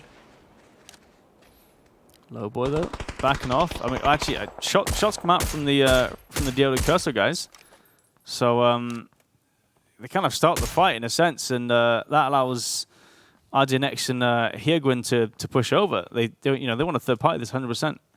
And there's no reason not to. To be honest, there's really no reason. They've been fragging out all the time. Thinking about it, we have 4 duos left alive. That's not too often we see that farm. Wow. That's HVZ. The first 2 kills they get this game. Junkush and Goopin slaughtered. That was an impressive quick 2-piece there. Just a nade thrown over and then flicks over to the AK. Just completely destroys them. Meanwhile, Ragnar and Rebo just in north chilling. They had an action-packed early game, and then they haven't seen an opponent for 20 minutes. Something close to it. It's kind of opposite to what we're usually used to. The 4 kills they got were literally within the first 8 minutes of the game. That's very strange considering what everyone's used to here. Yeah. But 2 kills on HVZ. I mean, as you said, it's the only kills they've got in this game so far. Trying to get into that branch there. It's been a very quiet game for them. Hyegwin and his teammate, have they been hurt though? And yes, they have. Furrier, one of them down to low HP, the other one still at full. Oh my lord, that nade could be right on the money, and it is! Low boy, that was a holding one, and you, my friend, were the flagpole. That seemed like it bounced so far. It just bounced. Well, that's just the new kept patch. going. That's the new patch. Sure. Nades go further. I mean, at least they can. Yeah. And that's a good flank position, but he gets taken down! Oh, had he gotten that 1v2. HVZ is on fire today, it seems. He's absolutely feeling it today. Look at Ripper and Rack now, though. They know there's just 2 guys left alive, and one of them is knocked. They have to full send it on this one. They need to. There's no other way they can play this one. They know there's one knocked, and they know the other guy's been shooting, so outside is taking some damage too. They have to go up, and even if they don't get them down, then contain.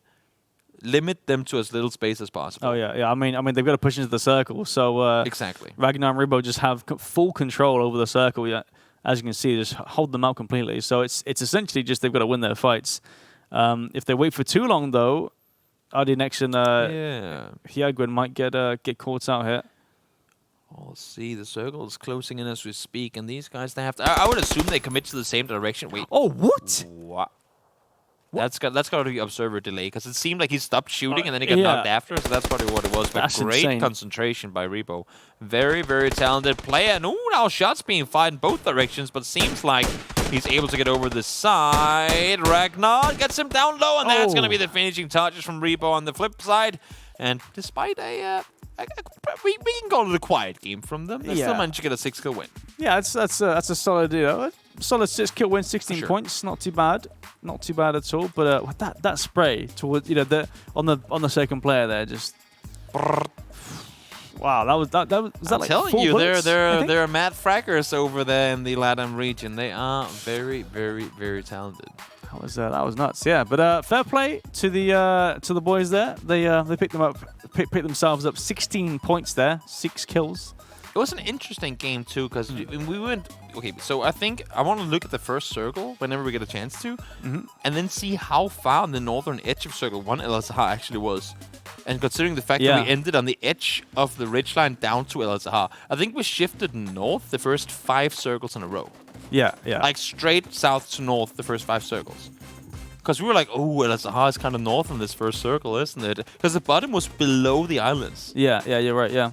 Well, that's, It just shifted north, and Rebo and his teammate Ragnar were the only ones that were up there from early on. Yeah, but I think they rotated from the south, like the southwestern side. Yeah, so they made a really good rotation then. Yeah, to be fair, this is a super smart rotation to know exactly where the plane was, where the majority of the players will be, because obviously that Minas Generalis kind of northern area.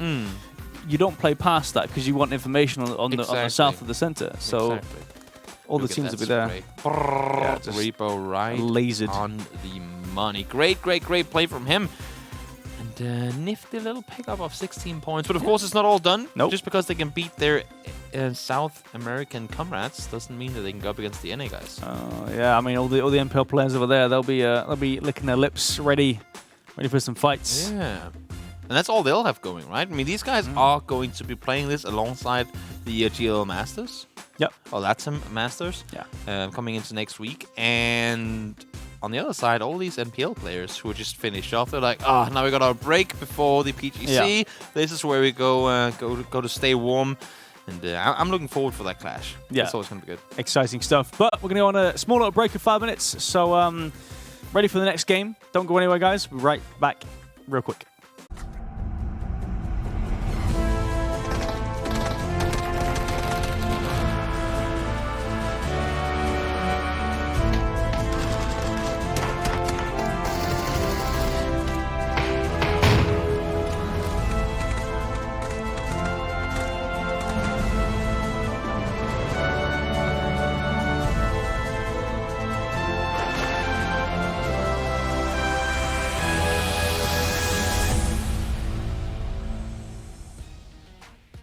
Hello, welcome back to the GLL Season 8 Wingman LATAM series. I am obviously HayZ. If you forget, it's down there. That is Toby. His is down there. That's where I am. Welcome back, guys. So yeah, last game, pretty solid from the Coma boys. The Coma. That's what it said in their name. That's like the thing you put when you want to have 2 sentences in one. Yeah. The comma. Yeah. yeah. That's right. Yeah, but they had a solid game. 6 kills, obviously 10 placement points for the win. Yeah, they had a pretty free side though. It was kind of a free win. That last fight, I mean, they were going up against 2 guys who had just completely slaughtered their opponents. And in all fairness, I mean, had Rebo and Ragnar been in a position earlier in the game where they could have shot more, they would have. It was just one of those situations where the circles kind of keep coming to us, but everyone was traveling from south to north just into one big meat grinder. Yeah. Therefore, them sitting on the northern side, they didn't really get to get a piece of the pie.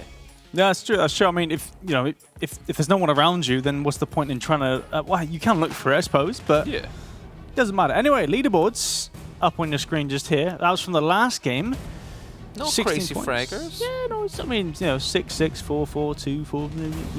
It all goes up and down. Redemption POAA with the 4 placement points and no kills though. So they got some snakes going on. But yeah, solid stuff from Comadreja. Is that how I say it? I think La that's how you say it. Comadreja. I think I smashed that. Honestly, I'm not gonna lie. Comadreja. I'm just gonna say I smashed it because that sounded pretty good. I think you were right the first time. Yeah, they could have sort with the 6 kills and 5 points. But yeah, solid game overall from the boys. Jappers though still up top there. I mean, they had that first game doing Will, and can it really be true they didn't get any point game 2? I think you might be right. Yeah, because I feel like they went out around sort of mid stages. They did. Around the 14th place, something like that. True. I think. True. So I saw it somewhere. But yeah, Comadreja has kind of jumped themselves up a bit. Obviously, after the second game, it's only one. It's one game for the Jap guys, and then. Yeah, I mean, the two teams that won the Comadreja. games will be in first and second. That's normally exactly. how it goes. Yeah. Unless if some team fracked out massively and didn't really get the placement points needed, or 2 second places in a row, or something like that. Then normally that's the case. But the last plane was East. How do you say this one? Is that the most fair plane in Miramar PUBG? I think you'd say that. I mean, if it could be a bit more sort of starting a bit further north. You're gonna complain now that you see a plane Yeah, like I'm this? complaining. This is a bad plane. I'm not a fan. Don't like it. Committed. Can't put my top team here. Not a fan. I don't like it. All right. Everyone's out even before we get to LATAM. So despite the plane allowing for west to east jumps, seems like okay, 7 Toy is gonna jump east. They just wanted to claim that early, so there wouldn't be anyone sitting around. Yeah. And wait until later. But that's quite similar to the last game as well, where there was only one team that dropped out just past. Oh, actually, well, I say that. Never mind, Vinny. We're 1 minute into the game, guys. Come on, calm down. What is this? I mean, we did tell them to play more aggressive, I guess. That's on us. I suppose, yeah, my bad. Whoopsie. Be more passive, guys. Come on. Chill This out. is not a killing game. Surviving We're not game. supposed to kill each other. We're supposed to survive. But, Huh. yeah. That's a kill I've creative seen in a circle while, we actually. haven't seen before. Oh, no. Kodak.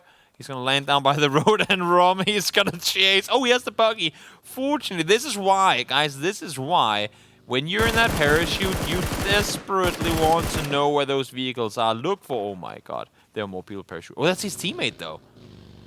Yeah, yeah, it is, yeah. Wow, okay, that's strange.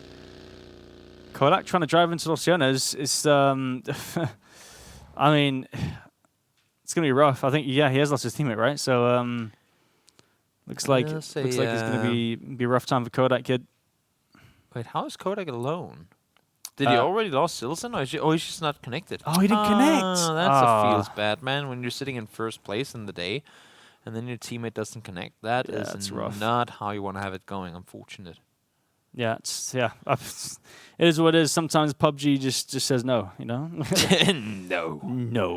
The guy at the gate goes, you might have an invite, but I don't like you, so you're not getting into the party. Exactly. That's unfortunate. So Silson will be the advisor for Kodak this game. I'm hoping that they can do some sort of screen share so you can at least watch along as the action goes on. Now, I mean, this is pretty much exactly the same circle. Like, literally. Very, very similar, yeah. The exact same circle as previous game. Do you already now go to El Sahar expecting 4 Northern hardships in a row? Or do you think there's no way it does the same again? No, yeah, that's what I'm thinking. There's no way it does the same exact thing again. Does it impact you? I mean, you could talk as from a player standpoint. Yeah. If you see like a repeat circle 1 in a game where you kind of got screwed over the previous one, do you anticipate the same, or do you go, we had a strategy last game, it might not have worked that game because the circles were horrible, let's try that again? Mm-hmm. Well, you could actually go up to the north anyway, like rotate around to north on the first circle, because obviously a lot of teams are going sort of south, and the plane path was kind of central. So if you've read if you've gone into the map stream, if there's a map stream, if you've looked at the previous games on whatever API tool you're using, and you see this, you think, okay, well, everyone's kind of looking south side, Los Leones or on that area. You just rotate north, and you're coming from the north anyway, even if it doesn't shift north. Makes sense. So, like that's going to be where the more calm side of the circle is. Yeah, exactly. Yeah, so you can kind of take more space, get more info without getting shot at. As a bit of a contrast to the last couple of games we've seen, I feel like you can say that teams are rotating a little later And okay, they are kind of rotating now, but still, I would have thought that some of those teams out west would have gone earlier, but actually they are okay. As I started talking, they were practically all jumping into the vehicles. So I guess that was a sixth sense moment, and my voice was heard across the board, and literally everyone is rotating now. So yeah. They're like, oh, I stand corrected. Toby says rotate. Let's go. Oh, go. Gotta go. But I mean, Andale. RDNX and HayZ have no idea what you're saying. So They're chilling. They They hear what I say, and they're like, nah, not that guy again. yeah, don't listen to him. Yeah. We couldn't even win last game. Why do we care anymore? Yeah, it's only the second week, boys. Calm down. You know? It can still happen. It can still happen. Oh, low boy. That's going to be guys. I feel like there's a pattern to this. Guy in a position to take shots at a vehicle moving by, but vehicle crashing into something right in front of guy. Yeah, 100%. And Lowboy gets the both of them. Farm stream out. That is something we've seen way too many times now. And obviously, it's 100% coincidence that the guy crashes his vehicle literally right in front of the guy who hasn't yet made up his mind on whether he wants to shoot or not. Yeah, exactly. It's a rough spot to be in, right? But if you crash your car, like, you just gotta watch out for these rocks, man. You know, they're gonna appear somewhere. You just gotta stick to the roads, I guess. They spawn out of nowhere sometimes. That was a dead guy in there. It's just like, is that a dead body on the? That's probably the best spot to be in. We don't have to look at it anymore. That's fine. It's just literally his head inside. He's just got his head in the cooker. That's fine. You know, like remember when you played? Have you ever played the Hitman games?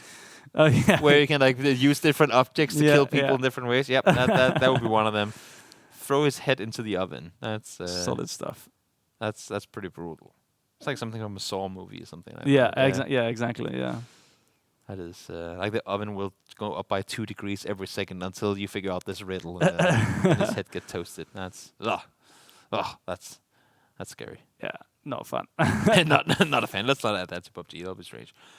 Fighting going on. Why inside the circle when you can fight in La Copraria? Lawrence, Sid, and Technosh. I mean, they were so far away from the circle last game that I think they both ended up dying to blue.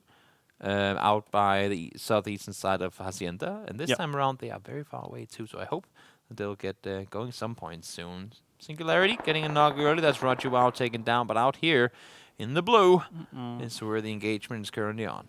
Yeah, it looks like Leo's going to peace out there. Doesn't want any part of this. Nearly crashed the vehicle as well. That's toxic. Oh, that is not very nice. That is toxic. Oh, have they got no? Okay, they have two. Okay, maybe it was them who did it to begin with. Yeah, actually, we won't know. We won't know. The story doesn't tell us who actually was the popper of tires. That was gonna be rough though. Imagine if they had 0 vehicles again. Have you ever played those solo games where you literally like you land military island and someone has just spent 10 minutes of his life running around and destroying all the vehicles on the island? And I can remember 2 times that's happened, actually. Are you actually kidding me? And someone just has the laugh of his life. Well, he goes back into the replay and he just laughs at you all the time. Like, meh. He probably died on that bridge before he even got to cross it anyway. Yeah. At least I hope it did. Project gonna go down. Project had a really good frag last game, but obviously this time around didn't really work out for them. Asne is there to get himself the double, and again, I don't really feel like we see a whole lot of those rotation kills coming in. A lot of people centered already, and yeah, we don't really see a whole lot of people trying to hold those edge points. Yeah, I was gonna mention that. Like, there's a lot of teams that were already centered up pretty heavily. I mean, they're kind of cramming themselves into different little spots. You've got obviously around northern side of Impala as well. Looks like Harmy's actually got himself a crate on the road there, just northeast of Impala. Yeah. Solid stuff. Is he a solo? It looks like he's a solo, actually. I think it's by himself. So he's just going for crates, just crate hunting. Technosh is coming into the circle late. Repo has gone down. Winners of last game down in the pretty much the exact same spot. They just won that previous game from now RDNX. Well, I mean, he's going to heal back up and keep on shooting towards Technosh. And Technosh being low HP and low HP vehicle, Lauren, you can see waiting for him, might just want to jump over with his car. Yeah, exactly, yeah. Oh, my lord. Okay, for those of you guys who, if we can watch the map observers for like one more second, anything that goes along the line, if it's X up there, maybe you can mark what you cannot access on the northeastern side with mouse, because there is a lot of terrain right now in this circle. Other than the water, there's a lot of terrain that you cannot access on this map. The entire northeastern mountain ridge, you cannot even go up there.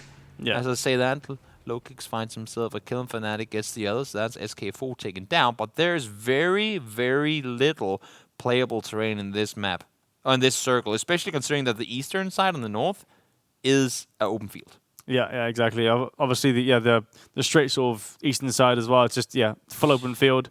You got obviously that kind of that crater, the sort of the valley just south of Azahara, and then you got Azahara itself. I want to say, as mainstream as that first circle pub was, this is probably one of the funniest circle 2s I've ever seen on a shift like this. Could you imagine this circle 2 pubbing in a squad game?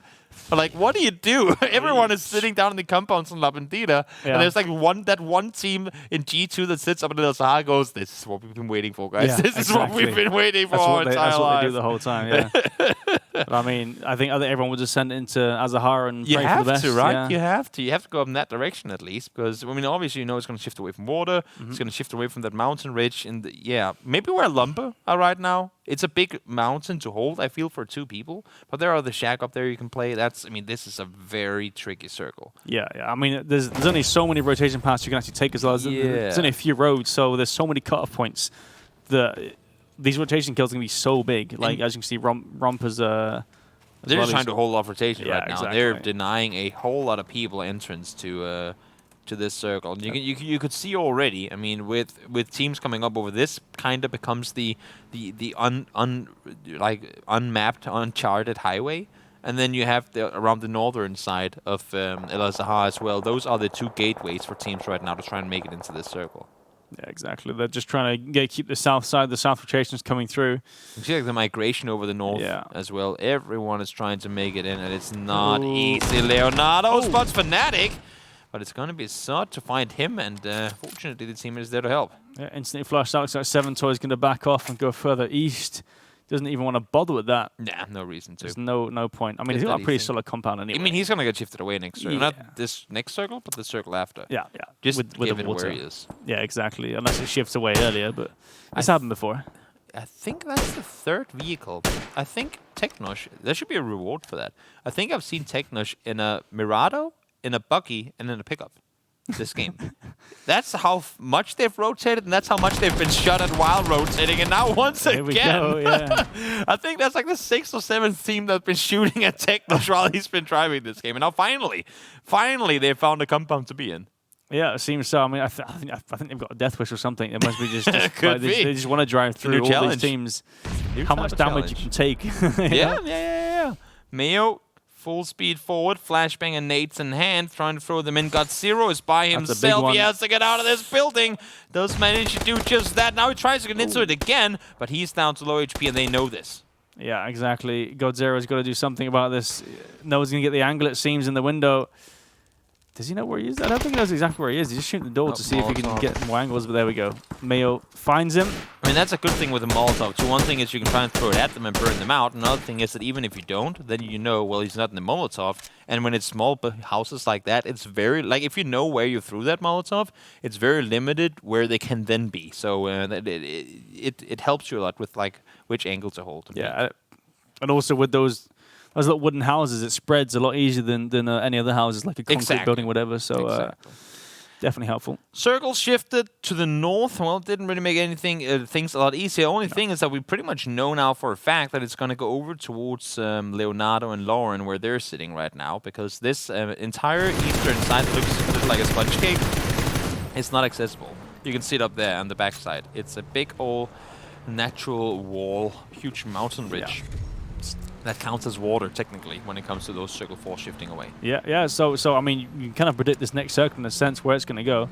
So we'll see if the teams catch on to that. They should, I think, if they're wise. Yeah, I think with seeing Kodak go down now, because Sizzle doesn't make it into the game at all. I think that's yet another 0-point game for Jabbish. Of course, again, you don't want to be that one guy from early on.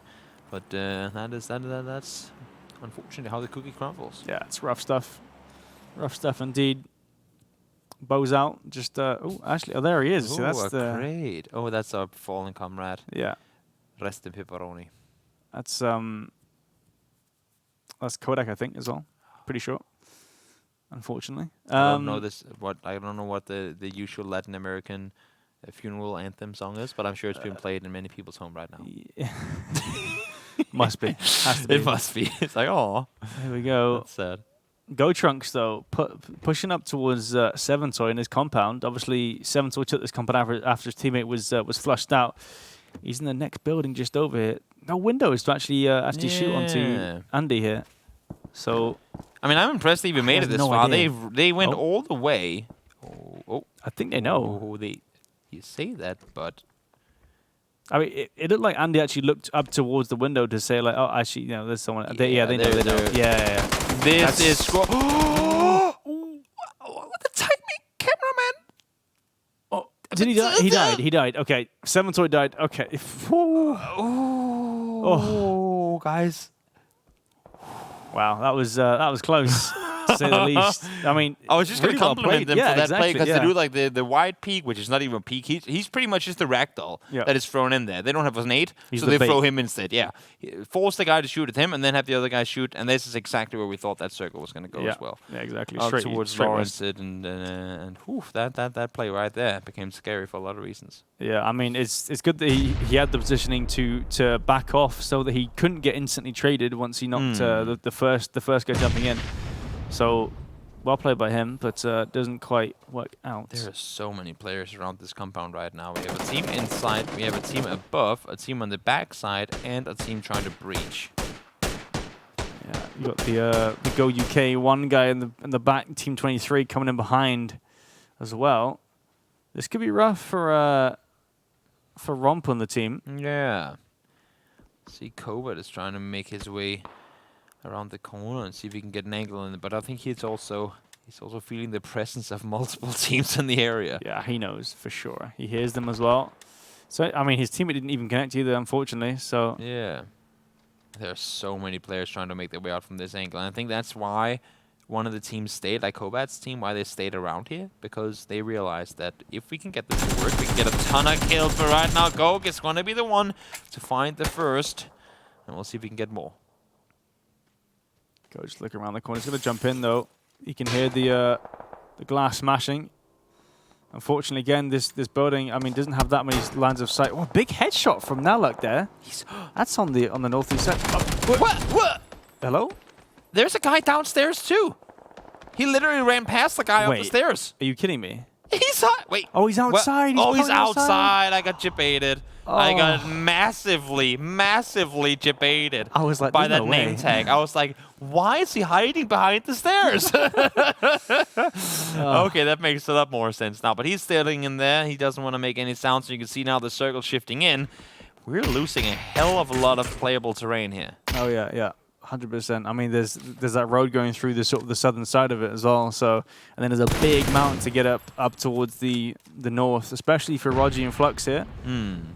They've got another team to get through as well. Yeah, they might just want to back off and play this one out east. I mean, I think they're probably going to be a bit off, to be honest. Yeah. There's no reason to try and aggress through this. There's so many. I think that's what you try to do, right? When you're playing competitive PUBG, you try to reduce the RNG factors. You want to be in control for as much as you can, and taking those engages are going to be tough. Andy now forced to push forward. His teammate is down, going to get flushed out by Leonardo, and now Hugwin is shooting from behind as well. Yeah, the third party comes in from the north. So many nades to throw. He's got one more nade still in his pocket. But not really much damage coming out from the nades, though, unfortunately. No knock. You can always prone in the dumpster. All right, yeah, that works too. That's the safety play. Just do that, yeah. Just prone in the dumpster. Easy peasy. But, I mean, it works a charm most of the time. It does, especially in first person, because the opponent, A, rarely ever expects it, B, has to jump and expose himself in order to figure out if there's actually a guy in there. Yeah, exactly. Although I think you can actually jump up in the window on the back side. Oh, yeah, of it. if you can do like the crouch jump out to the window. So yeah, or now you can just vault up to the roof. But I guess. He's actually moved into the building, so we'll see how that works out.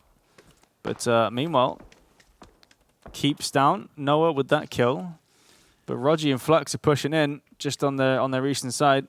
I think they knew there were 2 teams down in this area, and they kind of wanted to let them force a fight first, and then they could take the fight against whoever came out on top. Now, it is a 2v2, so it's kind of tight. Then Kobat, he's not AFK, he's not DC'd, he's just very, very patient. Yeah, he's even letting his enemy loot his teammates or whatever. Yeah.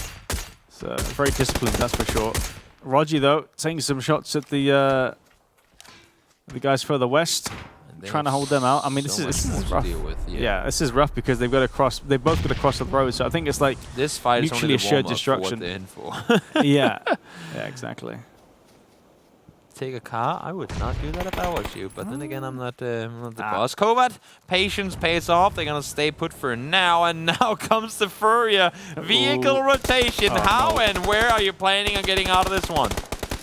Yeah, taking lots of shots here. Actually, not really connecting too much. Only 18 damage I saw from Mayo. So nothing really comes of it. They're going to pull up straight into RDS and Lamproach. Nade's coming out. Bouncing down in the right direction and a bit too far, unfortunately. That's a lot of damage coming out though. Still, that's a big advantage onto the Furaco Gaming guys. This is a fully committed push with the.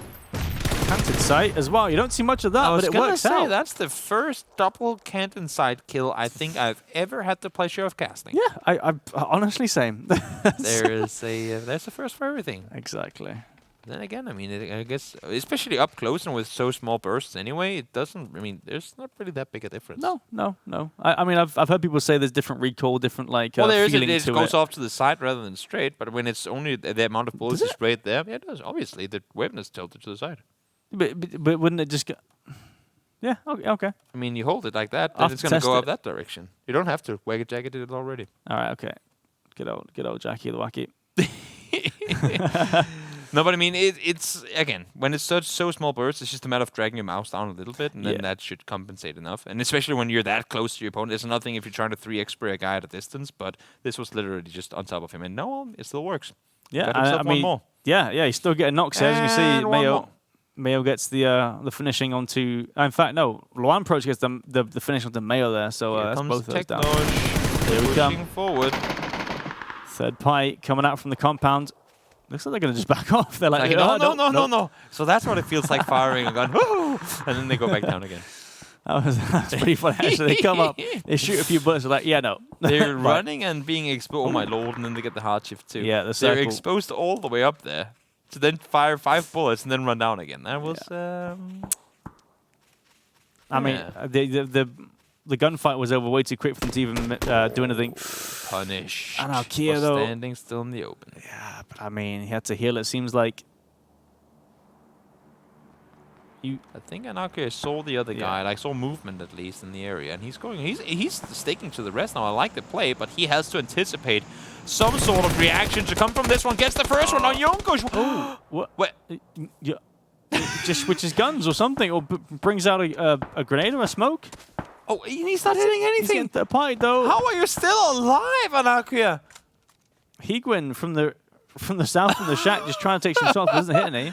That could have been his death right there. There's players up on the top as well.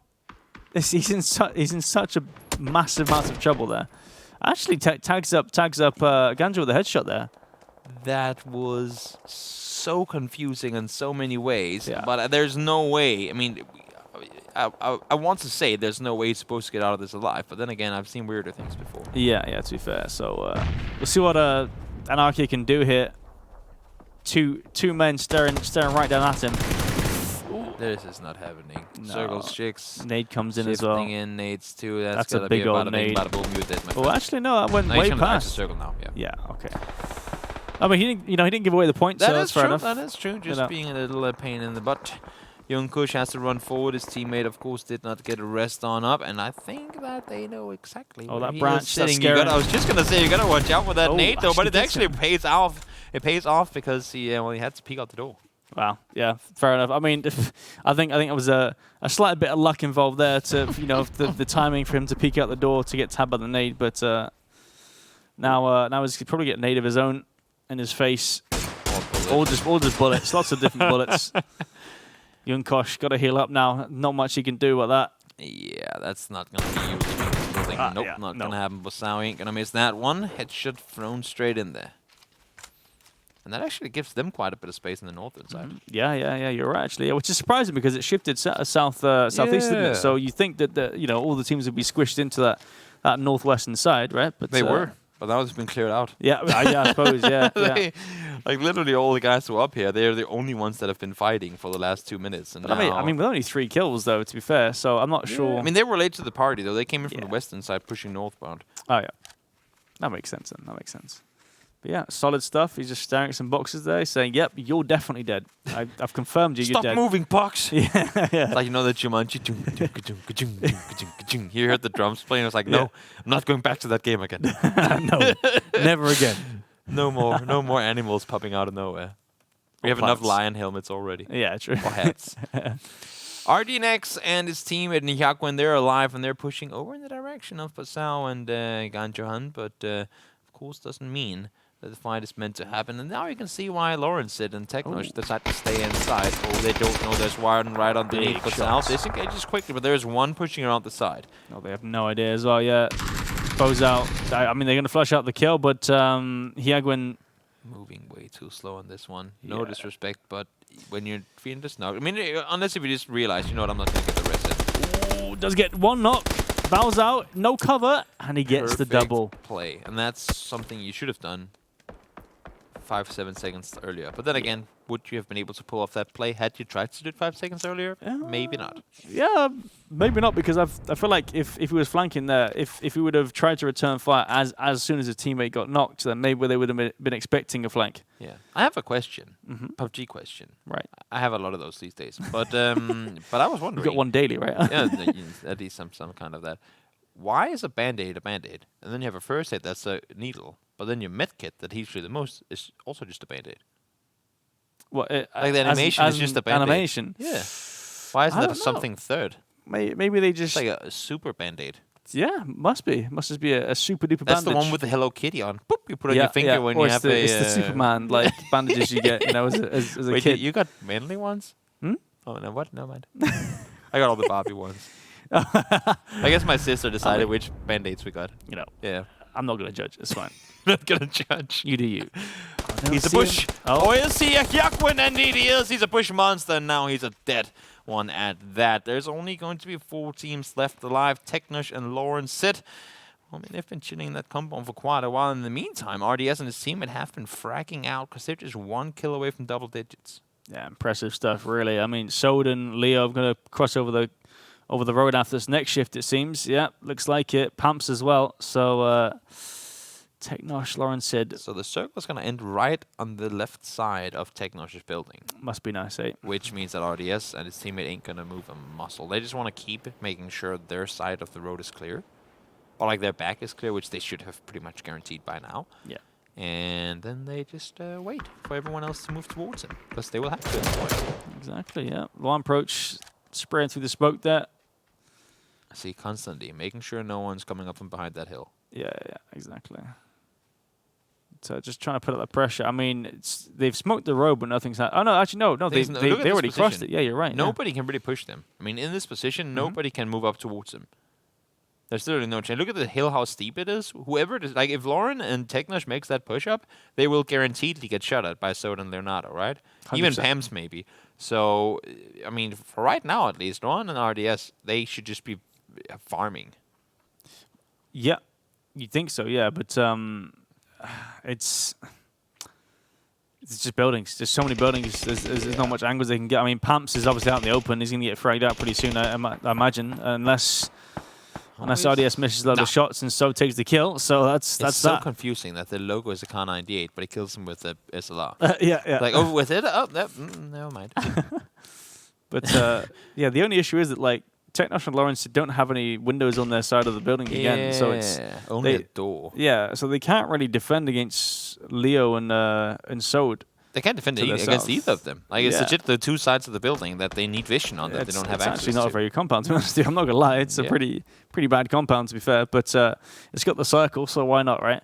Had the buildings been spun 90 degrees in either side, that would have been build those rooms being a lot more useful. But of Pretty course, OP. I mean they're closer to the dot than their opponents are, and I think that's just gonna be Technosh and his teammates waiting. The one thing that's interesting though is the fact that Technosh decided to go to the smaller house rather than staying up in the other one, because that was closer to the dot. But of course he wants to have, you can see him here with this angle.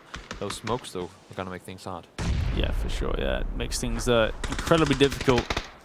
I don't think he's even going to attempt to try and spray through the smoke. Looks like RDS and Luan are just trying to get closer and closer to that. Oh, actually, Technosh gets attacked through the smoke. I think he was shooting at Toad running back up, but then he headshots Leonardo. yeah. Unfortunate stuff there, but that's unfortunate. Hello, friends. Can you? Hello. Yeah. Yep, Spotted.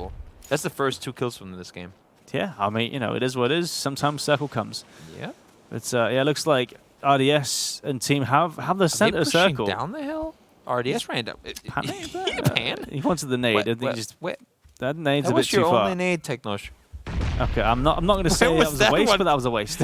I'm not going to say you could have thrown that one more specifically in a direction where you knew there was someone, but you could have.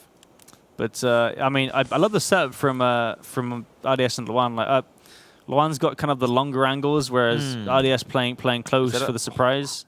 I think he thinks that they're behind that other house, but they pushed up already. Technosh and Lauren is pretty close right now. I think right now Lauren's main job or task is to say, "Hoo, over here, over here," and then whenever they get greedy and fall for it, does Technosh want to have a pan fight in the end of this? Or I'm not sure what his keybinds are, but they don't seem to be working out too well. That could also be reasonable. Actually gets a knock onto Luan. RDS in a 1v2. Okay. So Luan got a knock already, and then it was just a 1v1. Oh, so he knocked the one that wasn't him. Okay, that was a little confusing, but it does make sense that they traded 1-for-1 in the beginning, and then he won the 1v1 in the end. Okay, makes sense. Yeah. 11 kill win. That's impressive stuff. I mean, they were fracking the entire southwestern side of that circle. Yeah, and then they came in. No, was it them? Then they came in from the north side. It might have been them. They came in from the north side as well. Like they just came in like from the west around the sort of the north, and then they just started farming. Yeah, literally. That was it, I mean, they were just really doing well at what they did. They were the candid side killers. Oh well, at least RDS was. Yeah, that's right. Yeah, I mean, the first canted side double piece that we've ever really seen. Yeah, it's impressive It stuff. works.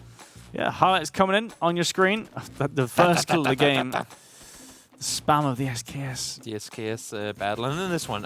It's always that one palm tree out of nowhere right next to an opponent. I mean, I don't know how it works, but it's literally every single time. Who put that there? Come on, like with PUBG.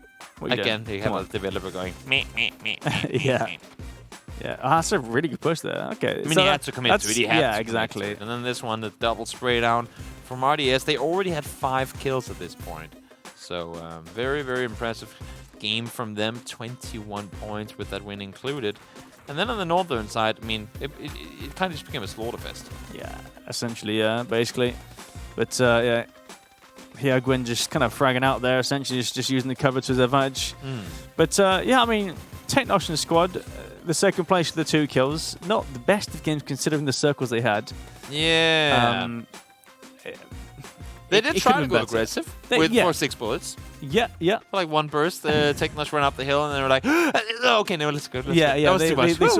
They thought with the third part, and they were like, actually, no, it's not worth it. Like we kind of also have. It was the exact same thing as with Repo and Ragnar last game, right? Where they could have pushed further south to go get kills, because that's where all the action was. But at the same time, the circles kept centering on them, and it was like, we don't. I mean, yes, the kills are nice, but we're also safe right now. So why do it? And these guys, well, I mean, they might have won the game, only get 2 kills, but they got a second place. Yeah, solid stuff. I mean, it's points. Points is points, right? You know, sit the compound. It's fine. You know, yeah, get a few kills, 8-point game. That is a pretty good one overall. Yeah, solid stuff. But anyway, that's it for game 3. We're going to want a short little break now. We'll be right back real soon with game 4.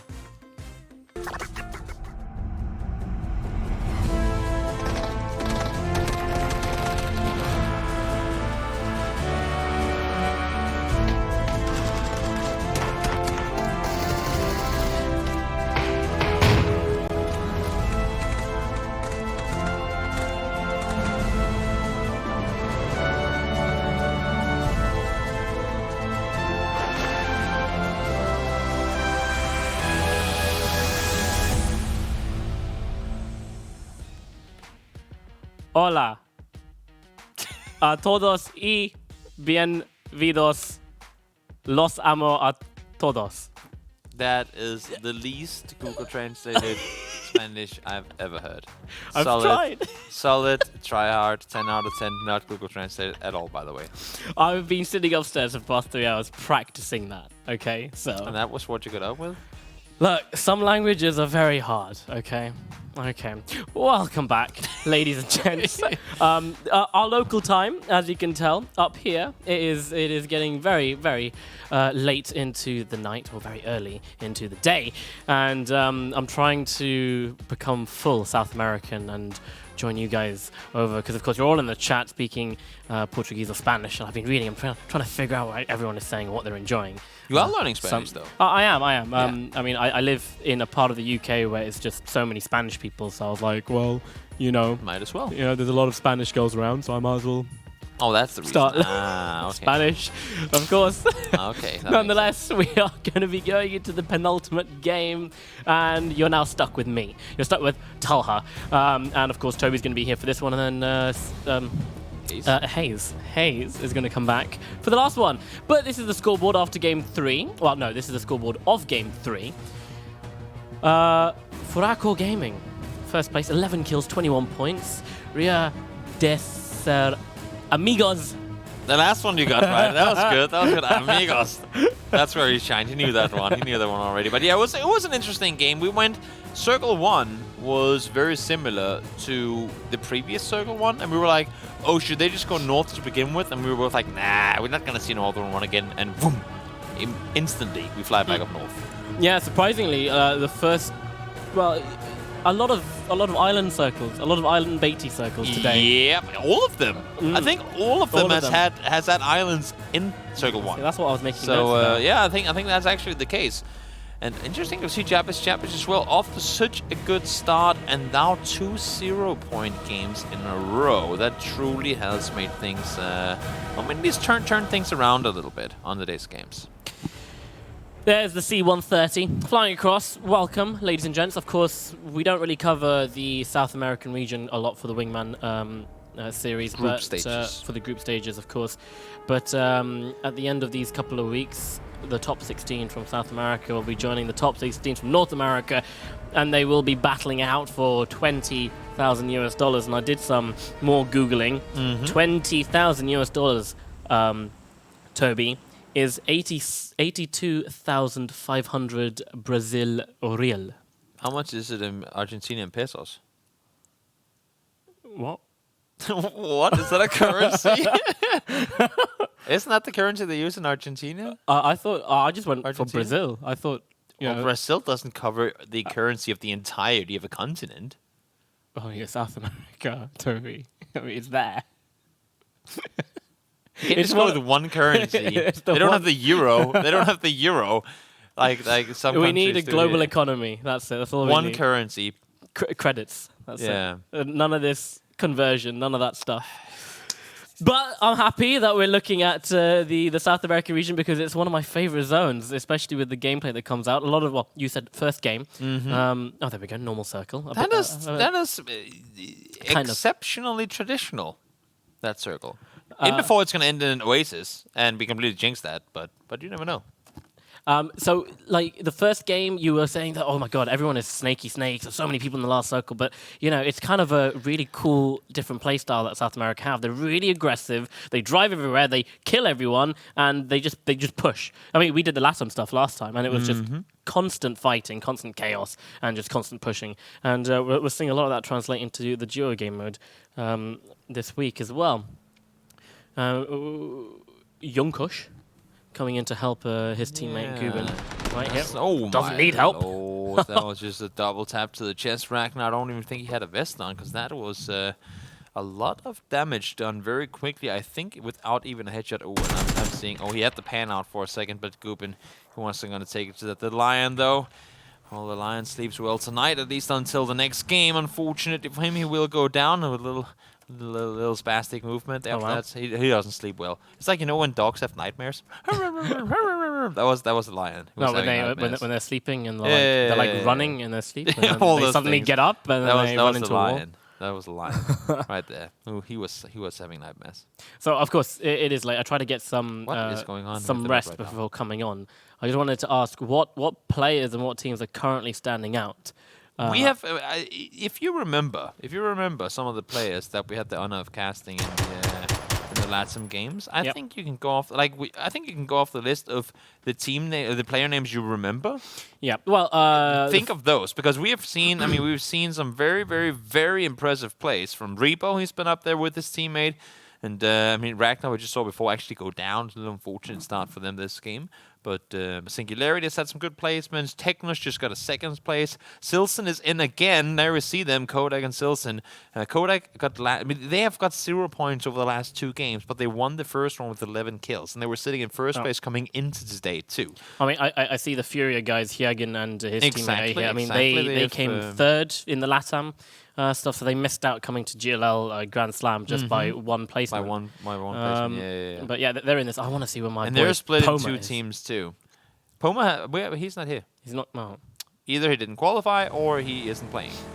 Could be one of the 2 reasons. That's a vehicle over the top, and he jumps out immediately. Bosau finds Luan right there. How many times And that was have we the seen winning this? team of last game with 11 kills, losing a player practically before the game started. How many times have we seen this in the Latin American region where cars are just driving, there's just someone there ready to shoot them out, and then remember that crazy clip of the switching seats and all that kind of stuff happening? What I love about this region.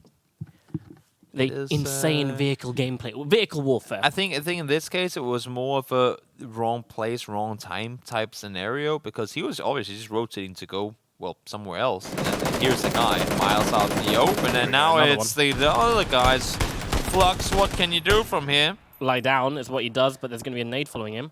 No, never mind. I think he got shot from the side. Robin, no, and that is of course the art of stopping in the open and just in general the art of stopping somewhere that isn't the compound on Miramar, because odds are that more than one player can see you. See, did he spin out or did he purposefully stop there? Like, he got shot at massively, and then he kind of had to stop. No, to save the let's fight, stop. Let's take the fight. Alternatively, he would have been just blown up. So yeah, another fight happening on a vehicle rotation there with MTG, Drakmak. Top might be able to get away.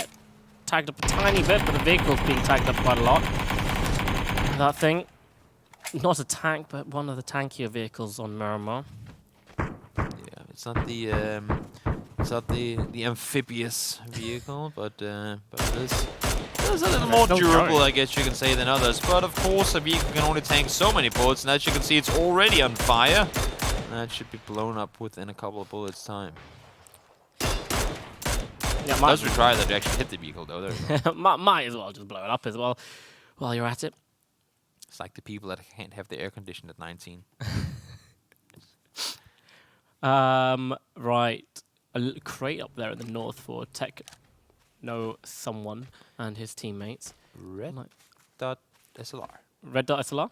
Very That's good. the next level meta here. I mean, he's always spotting people and doing damage. It's just a matter of him probably wanting to have something better, because it's very difficult to really line up these shots. Especially with the recoil that it has like that. Yeah. The spam fire is quite hard. Oh my god. He is popping the vehicles Hitting as the best tiny as he branch. can. Oh, yep, there we go. That's all the vision he needed. Now Capitan can continue elsewhere with bullets flying behind him. And hopefully, well, it was one of those cases of, well, we don't get the vehicle, so you don't get the vehicle, and now they'll run in the opposite direction, hopefully find something to drive in soon. Well, a nice kind of northern middle circle forces everyone to kind of loot up their areas and then come in at their own pace that they like to. Everyone's conglomerating around the San Martin kind of hill area just below water treatment. So nice high ground. We've got some teams already opting to go down the lower ground. Wait, what? Is that from the vehicle itself? No, it was someone else. That's 2 of them. They're both down. Wait, They were being shot at. Okay, yeah, it was. Hugonji actually got a kill from the vehicle. So they tried to line it up. One gets shot at from inside San Martin, and the other one is a drive-by. And they're like, wait, what just happened? And they just keep... Like, Osni, who's driving the car, is probably the most confused person in the universe right now. He had to get out of the car to go, I need to contemplate on this. I need to just relive what just happened and realize what I've just witnessed. Do South Americans practice like No. shooting? I'm gonna say no already. Out of the vehicles, because we see so many crazy vehicle kills just from these guys alone. Yeah, I mean, we haven't really seen a lot of it today. It's more been people trying to rotate and getting caught, like we see right now. RDNX. But I mean, shooting out of a moving vehicle is hard enough already because you're just crosshairs everywhere and it's so hard to control. Yeah. Especially on Miramar with so many bumps. Exactly. And whatnot. That's not easy. And one of the things I'm thinking for RDNX right now is you're kind of shooting at the guys going in the direction you're headed. There's nothing holding them from stopping up on that hilltop and waiting for you to make the rotation in the exact same place. Should we tell him that it's a tractor that he can't destroy? Mio Frang Daddy Boy? Huh? I don't think he realizes that he can't see the tire. Unless if he really wants to destroy the car. That's going to take a while, though. I mean, it is on the fire. tires are popped and it is on fire. I mean, we're reaching the point of sadistic. I mean, it's already busted. It's not going to go anywhere. I mean, if it blows up, moves forward, then you block the doorway, right? This is the or next if he had level blown it play. up right there when Robino was yeah. next to it, that would just have been absolutely random. And 3, 2, 1. Oh. Could you imagine? Could you imagine? I bet that thing needs one more shot. It's like the what do you call them? It's like the gas cans. You know, where like you fire it 3 times so the 4th bullet will destroy it. This was him firing it 200 times so the 201st bullet would destroy it. But New Circle pops. It's centering on Hacienda. We haven't really been centered on the map today, and this is like actually kind of fun because in squads it's really hard to play these circles because a team will lock down a compound. I'm thinking it's going to be even worse in duos, just because there's so few compounds available, and arguably 2 people can take up what 4 people normally take up in squads. Yeah. And if you don't get to the party early, well, you ain't getting in.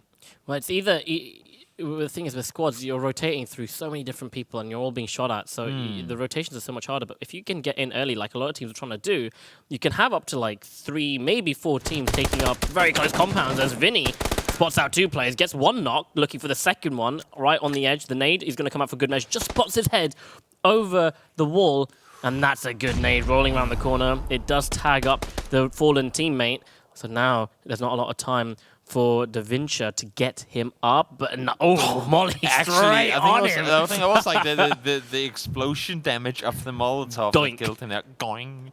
The glass breaking on his face. Got Zero is pushing over. Flashbang thrown in as well. Probably didn't have the biggest impact. But DaVinci needs to pull off a hero performance. He does get down the first one, and now it's a 1v1. He's at half HP, though. Running out, he's actually going to run into the building, doesn't quite make it, unsure where the other person was. God Zero manages to wipe out DaVinci, and he's going to be able to get the safe res off, but he'll higher go in. Oh dear, this is what I mean by the rotation. It's so hard to get into. RDNX, he's the last remaining for Furia, and he might not make it. Yeah, got Zero went down now as well. There was Pasau and his teammate pushing in from above. They managed to get themselves some kills off of it, and Fnatic and 7 Toy, well, they haven't really done a whole lot so far this game, but this position could work out for them, and Kodak already down.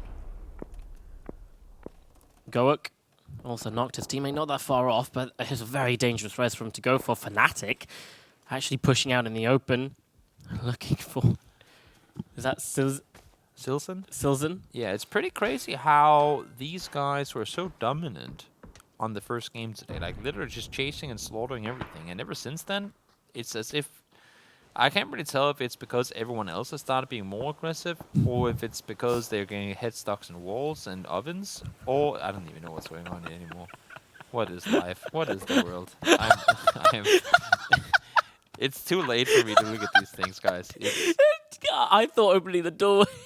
or that he would actually bug out like a normal again, but nope, he followed it all. He was one with it all. That's unfortunate. Late night But I mean, PUBG. Silson, to finish off my thought there, they were so dominant earlier, and it's as if everyone has just kind of gotten to a point of denial. Like, they don't want to have that happen anymore. What team was he in? Was he in Bitloft or... Silson's played with Bitloft, yeah. Yeah, okay. So they qualified for Grand Slam. They were there. So he's had European LAN experience with top teams all over the world. Yeah. They've played with very, very high-level players for a very long time. Circle. send us up again and look at the southern side. Like, if we take the road from San Martin over to where Mayor Franco is on the eastern side, like the main road that goes there, you have, I think, something along the lines of 7 players on the southern side, which means you have around 37 players on the north. There's such a concentration of players up on the northern side of this circle that if you have Rajawao down south right now, and the circle goes just a bit in your direction, you're pretty much guaranteed a top 7 or 10 placement, just based on the fact that everyone will be fighting on the north. Yeah, everyone else needs to. And nobody can clear use each other vehicles out. anymore either. Everyone's so close to each other, you can see it. As soon as they try to drive, now Basao is going to go over there. Now everyone's shooting everyone else's vehicles out like so. Bozao tries to get some tags off, does tag up the Mirado. Gets a hit actually. Isn't gonna be able to finish off any sort of player making the rotation in. But now usually when you see a circle pop in squads, this kind of circle, you see everyone just get in the vehicle straight away, and they start taking up these little hay bale shacks all over the place, trying to do whatever they can with the cover that they do have. I don't feel like you can do that yet, though, because there's still too many of the high ground positions in play. Like, there's still too much of the eastern hill in that you can go out to the field that early. If you know what I mean. Like, the further up you are, the further away technically you are from those fields. But that's going to be grass not rendering. Did they spot him? He does. They do spot see him. There we go. Missed that one, taken out. unfortunately, but that's... you would have thought that he could have hit that. And I was wondering, how did they find out? Did he randomly see a leg when he was up on that roof just before? Or... That was pretty interesting. Could have been clipped through the bus. Yeah, maybe he Sometimes. saw it on the edge if he was doing some wonky movement, of course. And no, Paranka is going to see if he can get down Sod. Let's get him to have HP. It's always like that. The first bull's a headshot, and the next 30 ones don't connect anything. But Junkush is in the compound they just breached into, and you can see he obviously heard something.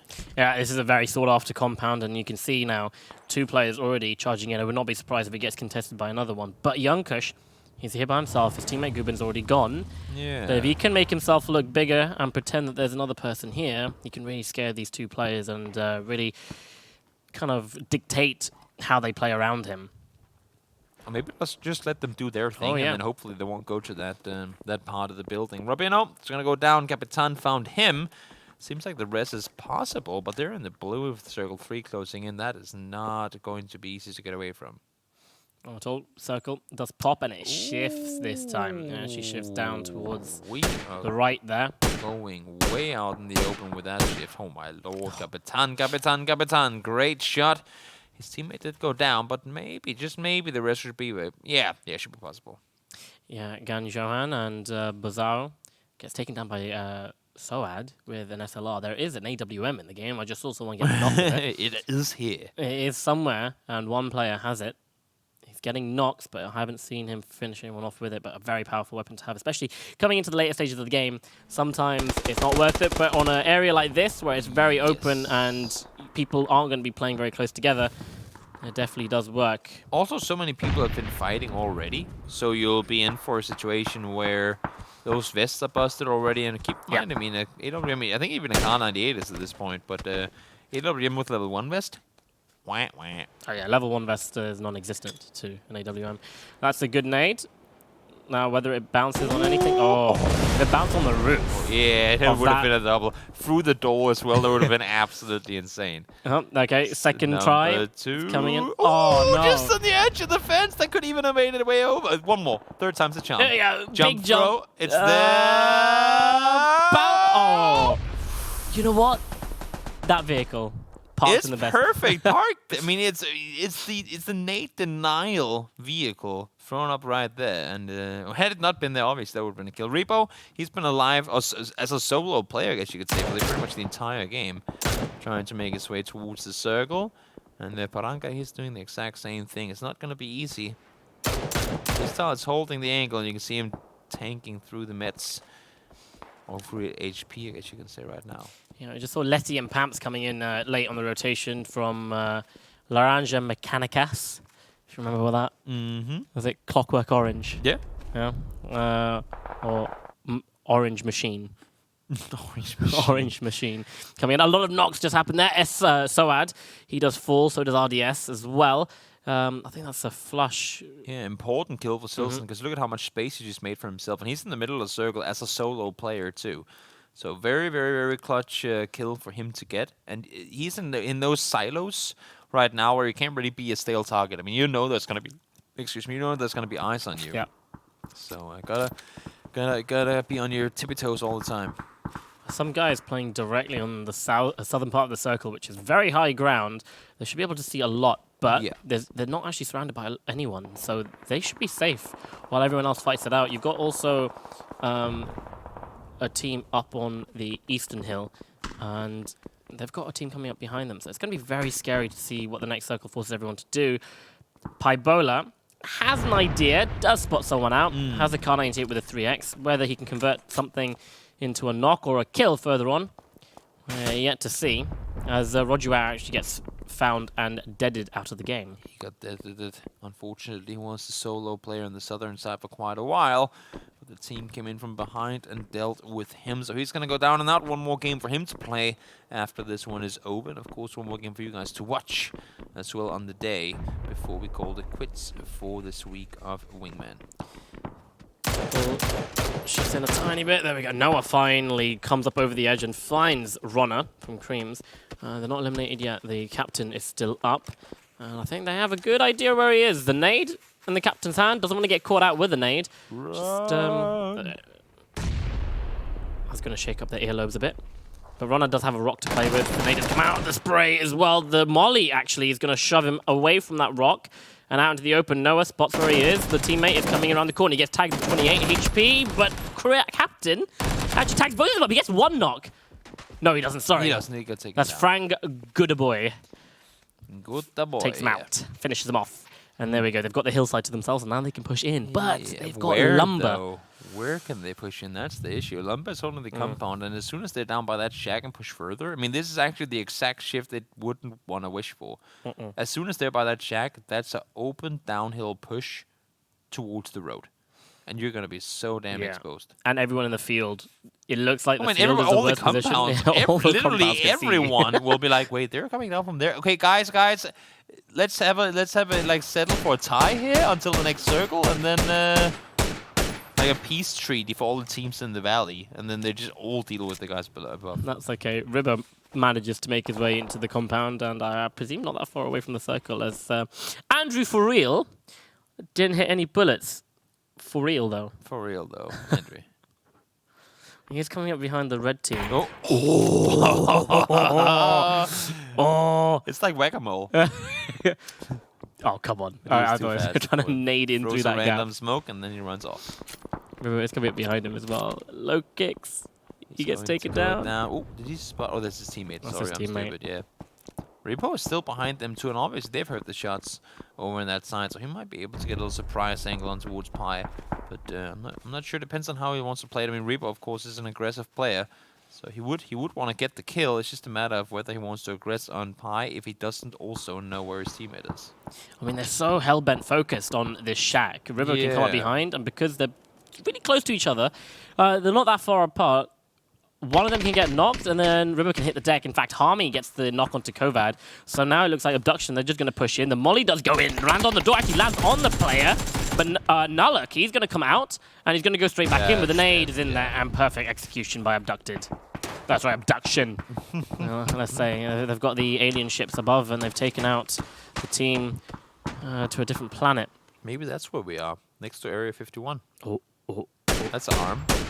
That's all you That's needed. enough. Give him a hand, he'll take the arm. Repo is still playing the backside, doesn't really seem to want to follow up on any of the action up here. Of course, he has a solo, and I think also with 23 people alive, he's realizing that, oh my lord, Osni, doing all the damage right now. I think with only, well, now 21 players alive, he's realized that he's got to be within placement points at this point. So as a solo, just stay alive, grind the placement points, and shoot when you have to.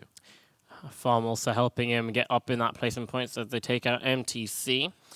So they couldn't make their way down the hill. And now you can see red, they're pushing in towards HVZ. So that's FPS and Lowboy. They're still going to hold in both of these teams. They need to win. Whoever they just need to push on into the zone.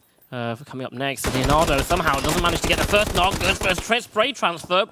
hits some shots, but just manages to make it his way out on 16 HP. And now you have to be careful. The circle's on his back, gets the heal off. Now he needs to push up. The nade comes in, he dodges. Gets the flush. And now he has to be careful for the molly. That's going to zone him out. But the window's there, available to be jumped out of. He does have an AWM. Don't want to take a long-range fight against that guy. Does have 3 kills already as well. But he needs to deal with the guy nearby before he can really do anything to move further forward. The circle, though, is forcing him to move. It's just a matter of whether he can get that play off before he's running off. Osney goes down. That's going to be his team out. FPS has already crossed the road, and his teammate is going to follow suit very shortly. One play from GoTR. Yeah, that's Andy. Still on the southern side. It's going to go down low, and he is going to go down. And that's actually going to be Silson once again.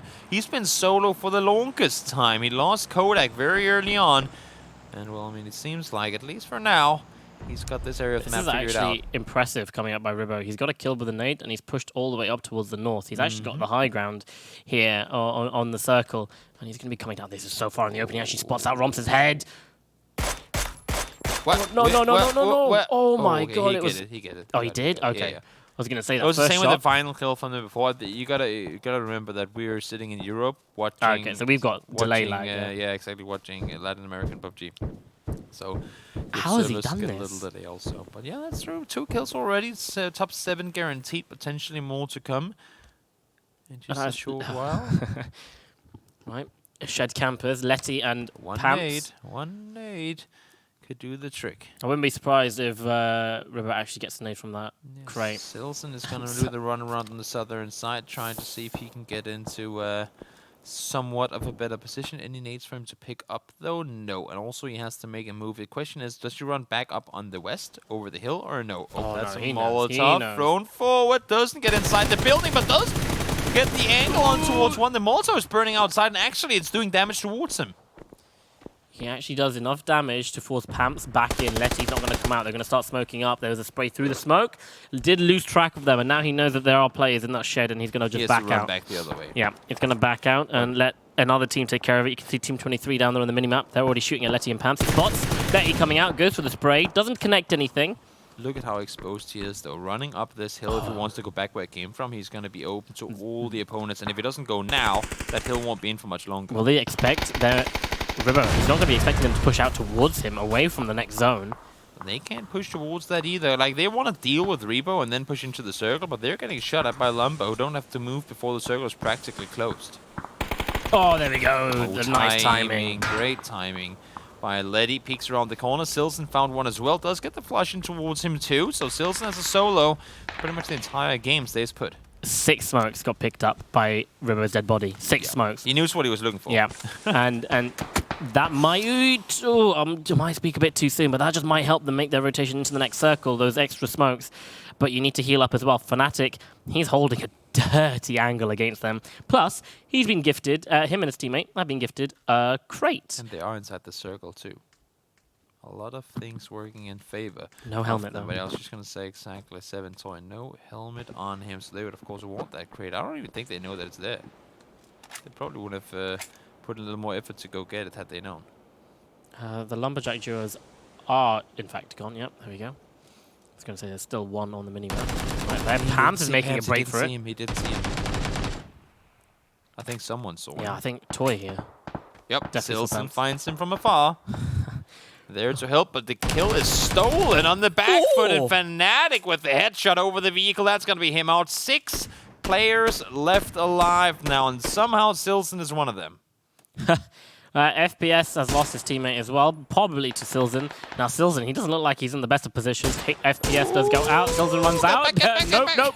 Nope. Gonna go back in and actually tags up Fnatic. And that's what you need to do. You need to constantly tag these guys if you want to have a chance of making it anywhere. But 7 toy, while one is healing, the other one peeks out. Now they're double peeking him. He did get a headshot in. Down to low HP, one will have to heal. Don't forget, How one much doesn't are they have a gonna helmet. commit? One does not have a helmet. That If is it's 7 true. toy, if he gets a headshot on 7 toy, that is an instant knock, and that might give him the opportunity to open up the gap, to go for it. They have to move as well, though. 20 seconds to go until the blue is pushing it. You can see the guys, LX Mega and Degoki, they're just waiting. I mean, they know exactly where the last players are, and they're not moving anywhere.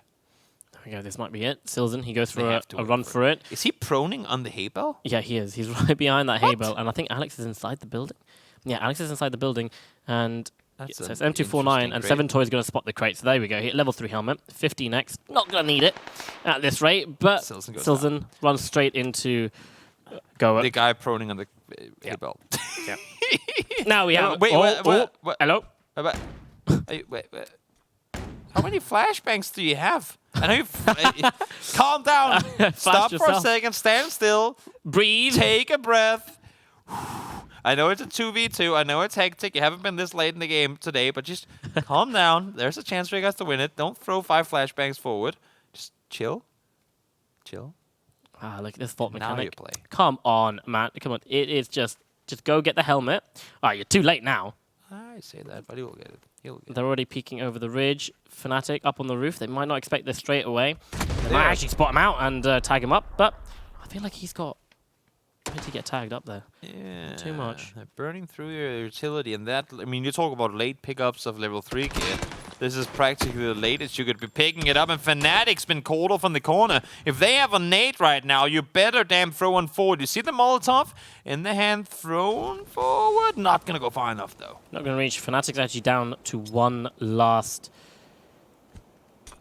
I like the way they're containing them, though. Yeah. They know they have the dot. He's They got- know that Alex is sitting literally on the circle center, and it's closing in as we speak. Oh, that's a good peek around the smoke. Goki does One get for taken one. down. One One for for one. one. There we go. And now you've got 7toy playing with the smoke. Fresh new level 3 armor versus Alex, and they're both on 100 HP. But it looks like Alex, he's got the better position. He's going to flush him out just in case he doesn't win. Gotta secure those points. Flushes on both sides. Alex Mega has a barrel. 17 bullets in his SKS. Only 1 mag to play with. No reloads coming in from Alex. If I was him, I would drop that SKS right now. Yeah. And have a potential reload. But 7toy playing it this safe with level 3 gear. He only has 82 HP. So in that aspect, there's an advantage for Alex. It's just a matter of who gets it. They're both as close you can be to the start. Did he spot him? I don't think he did. I think 7toy 7toy didn't even spot him I either. don't think any of them saw each other. This is Play like a that. very patient game. 7toy, what is he going to pick up? He's not gonna No, do he's not anything. gonna do you know? He must have seen him. That's a damage over the top. 5 HP for Alex spots him and he gets him. He peeks him with 5 HP and gets the win. Alex Mega. You played this one very passive, very scared seemingly, but in the heat of the moment, what it all came down to, you peeked and you won the game. You peek, double peek, take the shots. I mean, he was up against level 3 gear as well, and it only took him half his clip. About 20 bullets it took him to kill the last player. Very impressive. Well, that's all. Yeah. Based, like, considering how I don't know if they're confused or scared or what happened with all those flashbangs thrown early. Because I mean, I like the idea of the flashbang. It's just use the flashbang when you want to use the flashbang. Yeah, at the right moment. It's like with smokes. Don't smoke off the perfect path for you to cross through if you're then going to stay in the building anyway. Yeah. Like, throw those smokes because you want to make that run. Don't throw the flashbangs if you're not peeking afterwards. Then you might as well save the flashbangs. So, I'm so confused still. How on earth that happened? I mean, there was a lot of interesting things happening this game. There's always interesting with rotation the kills, South crazy American. murders with Molotovs. Everything happened. We got a bit of it all. I feel like here in the second to last game of the day. This is a bit eager coming in, but yeah, that was Boink. penultimate game for the day. We're gonna have one final Miramar game. Gotta give it to the solos, by the way. Yeah. Both Silson and Rebo, despite Yeah. losing teammates very early on in the game, they were racking up points, and they were, I mean, both of them getting into good late game positions. Silson, I think, got 5th place. Rebo out in 7th there, but managed to rack up some kills with it as well. And that's what we're talking about. When we have these leagues where multiple games are being played, it's not just one BO whatever. There's like plenty of games being played. Every game that would have been a 0-point game that becomes a 5-point game Oh, can right. be the difference maker to everything, and they really made it work. Yeah, just looking at how he played out that last 1v1. Goes, hides a bit, baits out the let's put the gun away, and 7toy starts sprinting. So his reaction time to that just That's just unfortunate. That's just mind game skills. It was a trap after all. Coming out. Okay, that was the penultimate game. We've got one more in store for you South American crazy lot because you're just always surprising us, and I do still love it. So don't get anywhere after the short break. You'll be joined by me and HayZ.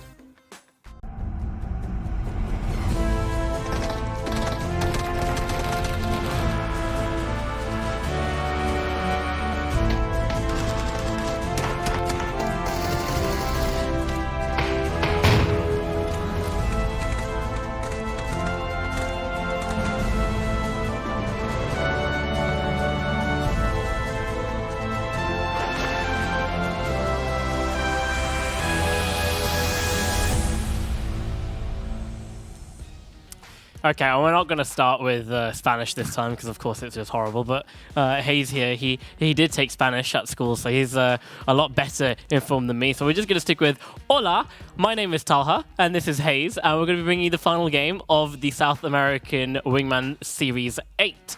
What an interesting set of games this has been. Yes, yeah, obviously play out with the win there at the end there on that last game 4. So interesting to see. I mean, it was kind of like an open sort of circle at the end there, and he managed to obviously win it with the barrel, one of the harder guns to use in my opinion. One of the harder guns to control. Yeah. Especially, I've tried it many times and I've always just complained. And I'm just like, I'm never using it again. And then I use it again and the cycle repeats itself. Yeah. The thing just kicks back like heck. It's like just you have to have all the attachments, otherwise it just doesn't really work.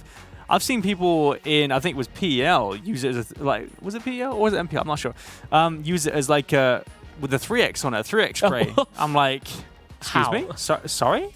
They've got their vertical sense, like yeah, just like with the mouse. Right, let's have a look at the leaderboard at the end of that last game. So game 4, Play Art coming in at top there, 10 points for the win and 6 kills, gives them 16 points overall. Farm Stream, 8 kills, 13 points overall, just overtaking Fanatoy, so that's Fnatic, and 7 Toy. They did come second, but not enough kills to challenge Farm Stream. And I think that's Yapish. I would just call them Japish. But I don't know, like that's just me being. I mean, wait, you're British, well, no, of course. But yeah, I don't know, just us Brits being Brits. Japish. Oh, I'm gonna completely butcher these names. I mean, my favorite is Laranja Mechanica. Yeah. Apparently, they're all fans of Clockwork Orange and they drink milk all the time. So. Oh right, okay. That's where it comes from. Laranja Orange Mechanica machine. So Clockwork apparently. Yeah. Makes sense. Okay. This is the leaderboard, the cumulative leaderboard after game number 4. Furaco Gaming still up there in first place with 32 points. The gap has closed with La Comdreja, 29 points. Joint 29 points in second place with Japish. And Play Art not that far behind as we make our way into the final game of the night. One last time we see Miramar. One last time we say hello to these South Americans on this map before everyone heads over to 2 weeks of Wrangle. And oh my god, does it close out then? And then we get to see what's going to happen when you combine South America with North America. Yeah, that's going to be spicy. I can't wait to see that, to be honest with you. Yeah, I mean, obviously the circle's like was spawned yet. The playing path, though, is from Alcantara down to Puerto Prieto. Nothing crazy there. It's pretty central, to be fair. And we always see, like, there's never anyone that drops out at the end of the plane. Every game I've seen today, no one drops out at the end of the plane. They never wait. They always go for their spots they like. So there's always just an empty plane for the past for the next like 2 kilometers. So wasted fuel, man. I don't know. Wasted fuel. Yeah. The world is burning. Really. Forests are on fire. What's the point? Yeah. Yeah, he must use it. Lawrence Sid already by his number that keeps with the Rex. that was the R8 Miramar Revolver, whatever it is. Yeah. Never see that, but yeah, okay, cool. Already some early aggression. That's 3 knocks already. In fact, Distro gets finished by Roger Bao. Is this Are they trolling? No. Everyone's going for a little gamble at the casino right now. Yeah. What? No helmet. The AK with no helmet is it's just an instant death right there. Boom. The re-peak though. Yeah, right. He just like baits with the shots and then comes back. bolts What in is the head. going on? Nades being Nades. exchanged. Lead is being exchanged as well. Yeah, so many bullets, nades, everything. Keeps us obviously down. DJ has got to make it count. Technosh, he's on his own for now, but Lawrence is coming in from the north to help out, so that might it might turn out a bit sour for DJ. We'll see. Let's see what we can do. Technosh 75 HP as well. Not too sure if he's actually. Yeah, he did. He had a vest and a helmet. And Dishin, he's just gonna back off out of there. Doesn't know where Lawrence is. He's actually coming in quite late to the fight, but he's gonna be running out in the open. The spray, quite hard to actually see down the iron side of the Scarl. So gonna give him that. He did land quite a few shots there, but the boosted Lumberman is gonna get his Nikes on and get out of there. He's piecing out there. Yeah, I mean the Scar with the iron sights, and then obviously only a flash shadow with no grip. It's pretty rough, to be fair. Pretty rough to control. Oh, actually, Technosh has another right. He's got a 4X M16. Where did you get that from? He just pulled it out of his back pocket. He's like, yoink, I've got this. All right. By the way, but by the way, I've just got this out my back pocket. And gonna hit him again twice, 3 times, one more, 4 times, making it look easy. You can't run away. You can't dodge, dip, dive, and weave against Technosh. He'll hit you. He will hit you. He will hit you very hard. This is the level we've got to tonight. He will hit you. He did hit him, that's for sure. Yeah. So, but I mean, the circle, as you can see, it's directly on top of Technosh and Lawrence pretty much. So they're pretty solid in the circle so far. Mountain Web, obviously, with Anarchia as well inside of it. But yeah, it's one of these kind of standard Western circles, really. I mean. We'll see where it goes, but from what I've seen, a lot of the times it just ends around the sort of the North Monte Nuevo area, around the hill. Either that or like north of kind of El Pozo, around the crater kind of area. Yeah. I mean, that's gonna be a hard shift north if it's gonna do that. Yeah. But we have seen them, so we've seen these hard shifts before. So yeah. The last 2 games, I'm back. The circle's decided to calm itself, not go anywhere near the islands this time. A lot of island circles today for both regions, EMEA and South America. Yeah. PUBG's definitely on some sort of steroids tonight. Yeah, it's all over the place, which is quite nice though. It's quite nice to see a variety, especially in this sort of I'd say this. I wouldn't say fun, but it's like a fun duos thing. It's not like anything massively serious. I mean, I say serious, but it's $20,000 serious. 20K. It's not 20K. serious. Just chump change. Technosh sees the jumping Bronco. Oh my God! A Kovad comes out really fast. Takes a bit of damage, but already spots Technosh out there, and he shouldn't be on that wall. Yeah, I was gonna say it's not quite the position you'd want there. He gets a bullet to the chin, and that's him. Gone. Technosh has been noshed. It seems.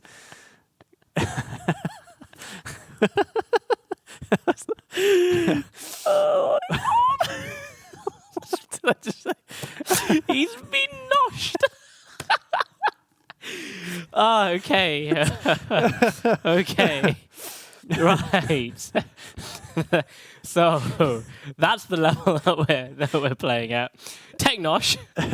Smiley face. Smile. Wait, there's 3 of them? There's 3, yeah. We only saw 1 earlier, now there's 3. They multiply. Now there's 6. I've got tears in my eyes. What is this? Oh, right. Excuse us, please. It is 2:30 in the morning. Yeah. Oh, and we've had a lovely day on PUBG. It's been great. Lua Proc, it's Luan Proc, gets deaded. Player from Farmer's very low running around the side. Ribbo finds Young Kush. Lowboy falls from God knows where, and that gets flushed out. So it looks like he's on rotation, sort of just F's out the car and then just gets flushed out as well. So F's out the car. Yeah, no, I completely forgot that the button is F. Like just F's out the car. Oh my God! All right. Just right. Okay. Compose. Yeah, compose. That's the word. Composure. All right. Okay. So yeah, the I mean, Andy and Psycho are kind of in a center sort of spot there, which is I mean, it's something that I see a lot of PL teams take, especially FaZe. You know, they love that spot. So they've taken that. We'll see if that pays off for them. It's a pretty rough spot once it goes like further west, because then you're pretty much trapped with no way of getting out. There's a whole field around you, and your cars usually get popped there. Yeah, MTG just on the western side, playing very safe, right up to the edge of the map. Actually get themselves a crate rotating in. Wonder if that's got any sort of sniper and a scope in there. Would be working well in their favor. El Pozo, vehicle's trying to get out of there, but it's going to take a couple of bullets while it's trying. It's VIII FPS and his teammate trying to get in. Let's see, it's a golden groza. Same damage as the AK-47, 48 per bullet, the base damage, but higher fire rates, arguably more DPS. Yeah, 100%. Yeah, it's. I mean, I'd say arguably the recoil is pretty wild, though. To be fair, in fact, Lauren spots out 2 players. It's just too much. Lauren goes down. Insta headshot from GodZero. Yeah, tries to get the player that's not looking at him, is unaware of the player that is, and dies a bit prematurely there. Ragnar Doy? Ragnar sees a player run. He take the shots. Oh, now he does. Oh, okay, bye. Bye-bye. Level 1 helmet, headshot, easy. And there we go, 2 kills on Coma. That's Ribo and Ragnar. And they're just splitting up 1-1.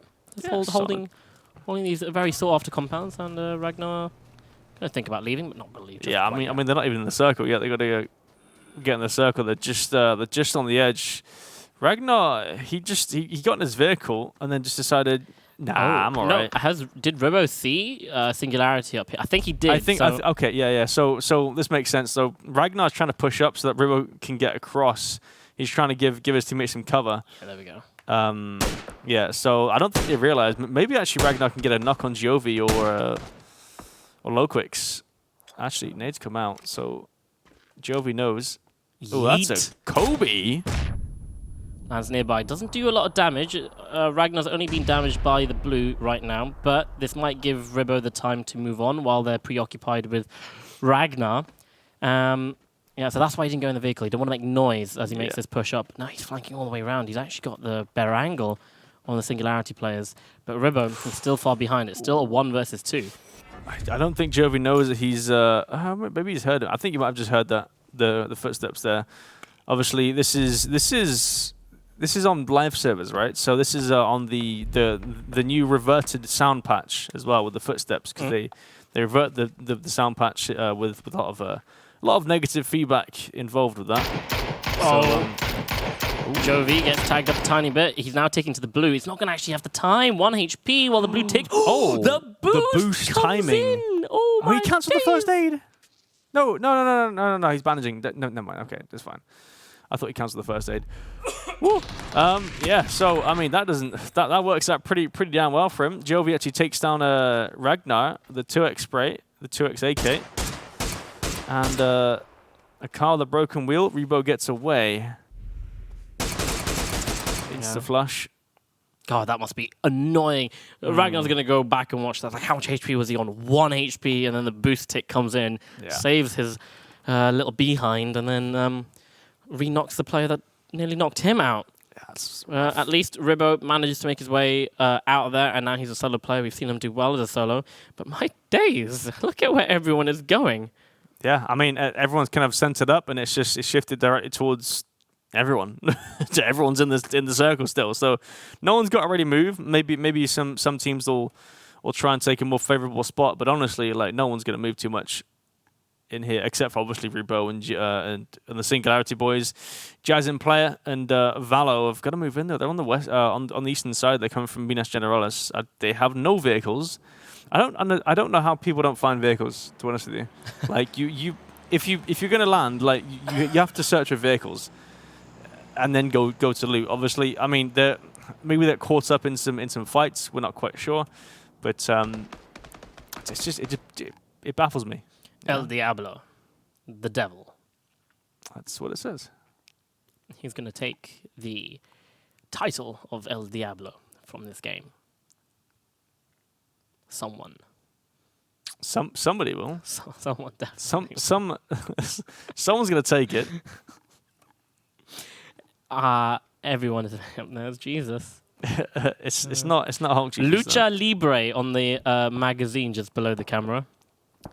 Lucha Libre. What does that mean? I actually don't know. Wasn't there like a Cartoon Network show called Lucha Libre? I feel like there was a film called Natural Libre. Yeah, right. Jack Black being a Mexican wrestler. Yeah. There was definitely a cartoon on Cartoon Network called Lucha Libre. Okay, interesting. And, like, you followed like this kid around that wanted to be a wrestler, and he wore like a mask. And that's cute. Yeah. What does Libre mean? What? Free. I think. Yeah. So it's like something free. So why is it associated with wrestling quite a lot then? What does lucha mean? The wrong person to ask.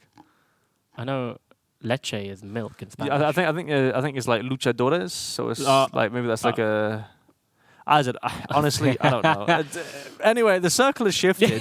It's gone north, straight onto where I thought we would probably go, because we rarely see these southern circles anymore.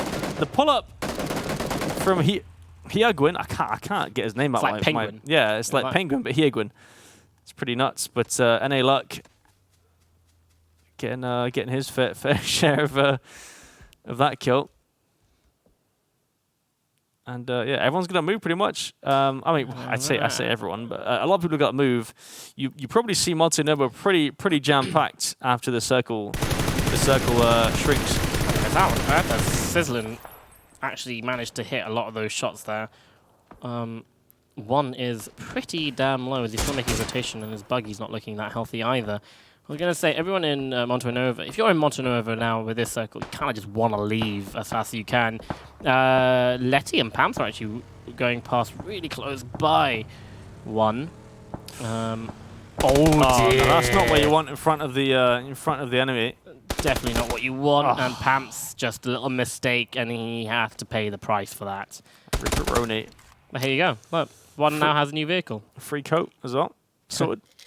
But Osney, I mean, kind of getting the luck of the draw there in a sense. Just healing up. One guy just pulls up and flips his vehicle, and actually they go out in 22nd. Unfortunately, I think the other player got caught out somewhere down the line as well. Yeah, Ribbo dies to the blue, so that's Coma out in 21st place.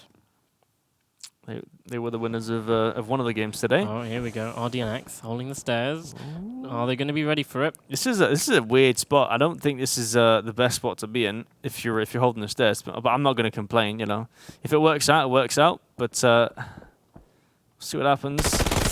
Yeah, there we go. I mean, just level 3 vest as well, and they both come up at the same time. Did he just double tap his head with the spray there?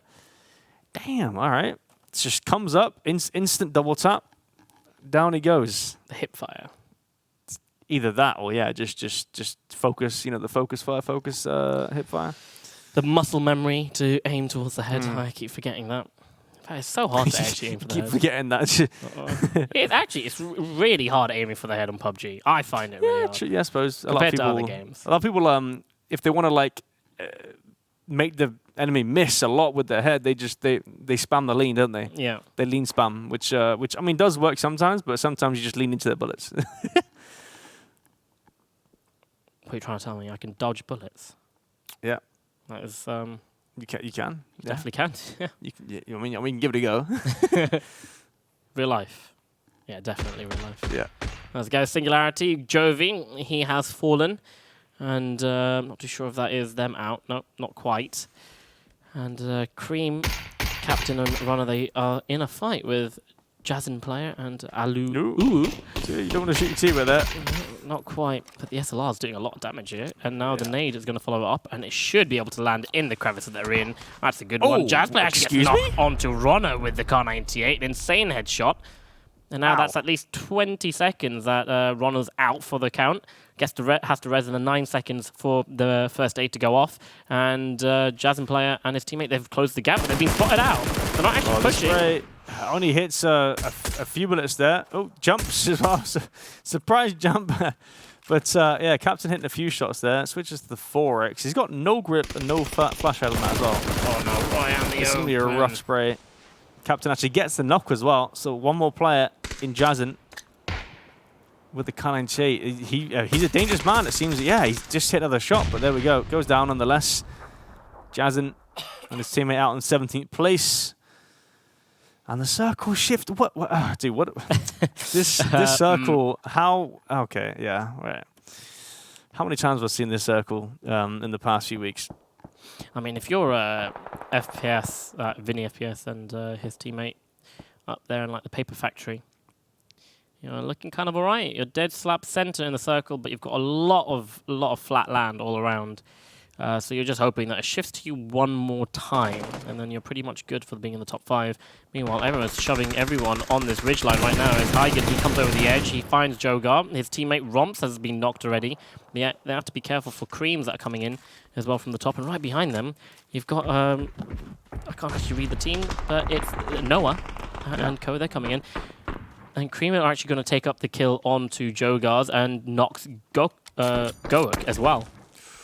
Ingwen can't. Oh, there we go. Doesn't quite find the head. Doesn't even tag him up either. So takes a few bullets himself. Oh, that's a tasty chest shot there. Oh. Meanwhile, Mayo actually gets shot by someone else. I feel like. Well, no, that was his teammate Noah with the flank there.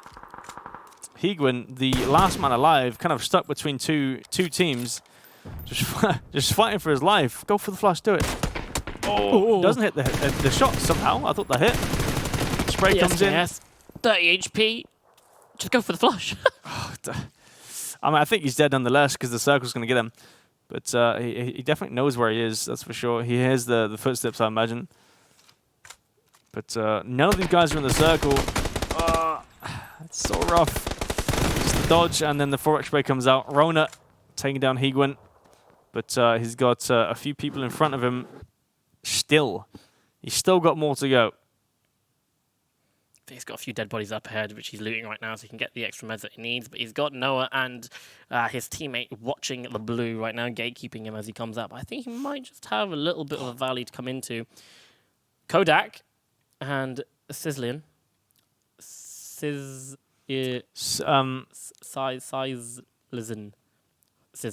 Yeah. Yeah. They rotate into the circle, and now they're going to be gatekeeping both of those teams. On the other side of the road, they have Red, they have Pisco and Andy holding the compound, which they need to watch out for. But just above them, there's Bozao and Gang Johan holding the high ground. So not a lot of teams are remaining, but still 12 teams, 20 people alive in this circle. Is this phase 6 right now? Seems so. Yeah, it'd be around that. Yeah, phase 5 actually. Phase 5. So it's not even that far gone. Yeah. But Paranga takes out Kova there. That big nade. It doesn't actually flash it. That was pretty close. I think there was something in between that. Oh, and the headshot comes in. Andy taking up Paranga there. In fact, that was someone. That was a third party from somewhere else there. I have no idea where. Leo. Actually, no. Leo. Steals. It was Andy. Kovad. I have no idea where Andy is. From there, but then Leo steals Kovad, so Leo he's can see there, no luck. compound. Yeah. Wow, that's an impressive shot actually. To be fair, to get that headshot there from the compound. So I mean, even though they're in the compound in a slight meager dip, they're still getting the kills. They're still fragging somehow. Now, this is the hard bit. It has shifted again, kind of to Andy. His teammate, so it's running down into this open field that literally has no cover whatsoever. Only a few hay bales. The car's coming straight for you. Jump out the way and get the spray. He turned off the engine. If you noticed that, he turned off because so. Oh yeah, you can turn the engine off. Yeah. Now like had no idea he was coming, and then surprise, just the Murado like staring right at you. That was pretty smart, but didn't quite work out. Unfortunately, I would have liked to see that worked out. Leonardo needs to be a bit careful as he starts getting tagged up by Godzero just above him.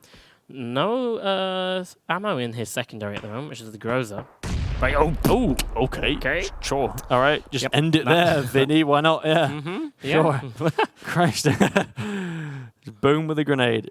A surprise nade. Thank you. That's the bait crate. Yeah, no one's going for that. We need one of those in the game. Yeah. I mean, it could work out for like an end game cover. Yeah, an Orm. I mean, you want the armor, but not the Orm in the end game for sure. Like, there's no point. Really, unless you want to go around those scoping.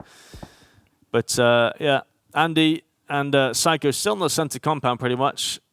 You got how is Toy still alive? Is he? I guess he's prone behind some sort of hay bale in the field on the north side there, and the shift happens. As I said, we've seen this many times before. I feel like, but yeah, it happens. Yeah, there's like a magnet. Yeah, to that little compound over there. Yeah. But Ganyahan, he has gone down, and that opens up that ridgeline for VIII FPS and GodZero to make their way up. Sizzlian sees Harming running across like a little doggo, jumping through wheat fields, but he's unable to actually get the knock and gets knocked himself by Andy, in fact. So you got to really watch out where you're peeking and how you're peeking, because there's literally someone in a position where they can see you. No, okay. I was going to say that'd be a pretty hefty nade. Looks like Kodak's going to come over and try and get the res. But yeah, I mean, Silzen just gets completely peppered. And Pisco's actually getting a very greedy here. He's going to try it. Nah, it's just a bit too far. If he can smoke out a bit, maybe try and get out there. But I mean, they got to cross the road nonetheless, so they're going to get the kills anyway, unless they die to the zone. But lots of shots going out onto NA Luck or Naluk over on the west side. Trying to stay alive. That's a nice logo there. It's good stuff. See some very interesting logos during these Wingman games. Welcome to South America. Yeah. Yeah, I feel like the logos are just the meme part for these players. They're just why not? Let's just meme it. Let's meme it a tiny bit. 7 Toy has actually made his way into the zone. And he's got himself a nice little position there. He can just chill for a bit. He can chill. He's going to have 2 players coming in from the northeast, but he's got ample cover. So he's pretty solid right now. Yeah, he's got a good cover towards where GodZero is and his teammate. But Pika and Ivancito looks like they're actually pushing around the northern side. They're going to wrap around. Maybe? I mean, Tom might have the advantage here if he can knock at least one. But then you've obviously got VIII and GodZero behind him. So They are coming. Toy's going to hear them eventually. He does hear them. He's going to aim. He's going to be aware there's going to be 2. But the problem here is if they peek the same angle, 7 Toy can literally just hold down the trigger and beam them both. And they don't really want to do that. It's 2 different angles. They don't have the information as they come around the hill here, and they are coming from 2 different angles. It's going to be who's going to be the first one. It's going to be Pika by the looks of it. And he's only on 75 HP as well. So I mean, at this headshot angle, if one of them has some kind of AK, he's completely dead. He's just instantly dead. Ooh, sees the head. They didn't spot him. Actually, it looks like GodZero and VIII actually knocks one. Pika is not really doing much to contest it. He's at the rock though. Shot comes in. They try out some shots. Yeah, GodZero is just chucking nades over, and he finds 7 Toy while that fight's going over. And that little jump scout, oh my goodness, does spot out the players coming in. But Pika, you're very low. You just have to peek it and try and get the knocks. What are you doing, VIII? No. Wasn't even looking. And like that. Some missed shots and a missed opportunity, yeah. Just not quite getting it. Oh, Silzen, though, crashing it. How did they get over here? Here we go. What? We're going to see a crash coming in, and D and Pisco. Is it Psycho, actually? It's Psycho. Yeah. Psycho, they're ready, and they've actually fallen back. Sizzlian, he's on the roof. His teammate, Kodak, he's running across. He's getting tagged by GodZero. Doesn't quite make it. And now GodZero's going to spot Sizzlian on the roof, and they're just going to go down. Yeah, this is rough stuff for Sizzle and Kodak. I mean, I think they sort of tunnel vision too much on the compound fight here. And look at the crates. There's so many crates. Look at the mini map. There's just 3 crates. What? All right, that's enough. That is enough, game. Come on. 3 Excuse crates. me, look at that. Where's the third one? I can't see it. One. That's 2. that's the original one that we saw, right? Yeah. That's insane. And there's one on the hill. AW on the silence, so it's okay. And then one down the hill. That's 2 worms. Let's go. Sizzling does go down to VIII FPS. There's no way you're hiding from people on the ridge there. Okay, so 2 and worms there's your and a scope Groza. if you need it. Yeah. Solid stuff. You just got to go around and pick up all the crates though to get Let's see. all the orm. He's got an ATEX as well. That is spice. Yes. So I mean, it's a 2v2. The hill versus the compound. Obviously, the majority. That's big tags from Psycho. The majority of the circle is actually controlled by red. Go Trunks. I think it said their name. So the majority of the circle. They actually get the knock. Looks like they're going to push up already. Oh dear, this Going is for the flush. This could be a major setback for them. I think Vinny was letting God FPS take God Zero take the helmet that was available, but he just got tagged in the face just before making it there. He's going to get the res off, but the gap isn't being closed. Look at them. They're actually going to fall back. Red are falling back into the paper factory, the printing press. Is that what you call it? Yeah, I think it's a printing press. It sounds. I call it a factory, but then again, like printing press sounds right because they've got the rollers and so many stuff. different kind of factories, so it's a printing press. Yeah, true. But they've got so much ground that they can just hide behind this cover, and they know that look, no org. I presume that's what it stands for. Yeah. They just have to peek, and where they're going to peek is going to be on that ridge, and you can snap to them very quickly, especially the angle that Psycho's on. Yeah, I mean that's the only thing that they can peek, right? I mean, they obviously have a whole ridge, so they can change their spots and peek up at different angles. The only issue is that Psycho and Andy just have windows to peek in a sense. It looks like Vinny's going to go for the bite play. Maybe. I mean, he's getting it ready. They've obviously heard that. They've definitely heard the bike up there. They're setting something up. Yeah, I'm I want not to see sure. this AWM come into play. Psycho, very out exposed in the open. This could be some sort of bait play because obviously one of them's got the Orm. It looks like maybe one of them's going to try and go down for the bike and bait out a peek from one of the players, and then Vinny gets the knock. And then just after that we'll see what happens, I guess. Oh, no tag just yet, but close nonetheless. There we go. And now Andy's going to try and see if he can get a shot through those trees. The shot does go off. Vinny's looking for him. Can't quite see him. The scope's just in the way. But now that they know where Psycho is, then they can start figuring out how to make their way into the circle. Into the next zone. And they just are missing that information on the second player. Are they going for it? He's going for it. See this play? Oh dear Lord, the smoke's out, and Psycho's just going to run away. He actually gets tagged up, 4 HP. He's not going to be peeking out again. And look at that, God Zero, he is in the zone. He is right next to both these players, and he's going to be coming out guns blazing. Meanwhile, Vinny's going to stay up on the ridgeline, and he's going to use the AWM. That's a risky peek right there from Psycho. But this is a huge player from the boys, God Zero. Oh, there it is. Got rid of his vest. He doesn't have a vest. The vest was Gonzo. And a Groza. Okay. Yeah, this is going to be rough for Andy. We'll see what he can do here, but it grows in an Orm. It's looking tough already. Vinny goes down to about 20 HP there, it looks like. Looks like he crossed over. Yeah, Andy's actually gone all the way around using the smoke as cover right now. He actually knocks Vinny. That's in the same play. He can go back in, heal up a tiny bit. But you don't want to fight the Groza when you're really low. And just like that, God Zero finds him through the smoke with the Groza, and No Org take their... Is this the first win? 14 kills as well. What an insane game from them. I mean, they literally were gifted crates right at the start. Yeah. But they made it play, especially right there. Right at the end, that play, sending that bike down, just sending it. Yeah. With the AWM. I mean, you want to give the better player, the sniper, the person that has had the most practice, because there's no way I can hit those shots. That was insane. No. Like a fraction of a second, Andy peeks out, gets tagged in the chest. Yeah, probably just a flick, whatever, and just tags him as he gets behind the shack there. But yeah, I mean, the play, I guess I kind of read it in a sense, but like one goes down whilst one covers, and they just bait out the peak.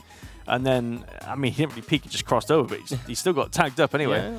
So, I mean, super impressive. I'm pretty sure that's our kill lead for... Overall, everything, actually. I think, yeah. 14 kills in a duo? Like, you rarely see that in squads, to be honest with you. Yeah, this is unfortunate for... Technosh got noshed. Christ. God damn it. For some reason, Gubin looks like he just DC'd there. He wasn't running properly. Yeah, no, I'm not really sure what he was doing there, but running through the field, it's not what what you should really be doing. But yeah, solid highlights though. Some good stuff. Yeah, that was rough. When you crash your car and it's just a random guy just out there, it's like, yeah, okay. A lot of these are rough. That was a good shot. Okay, that's how you did it.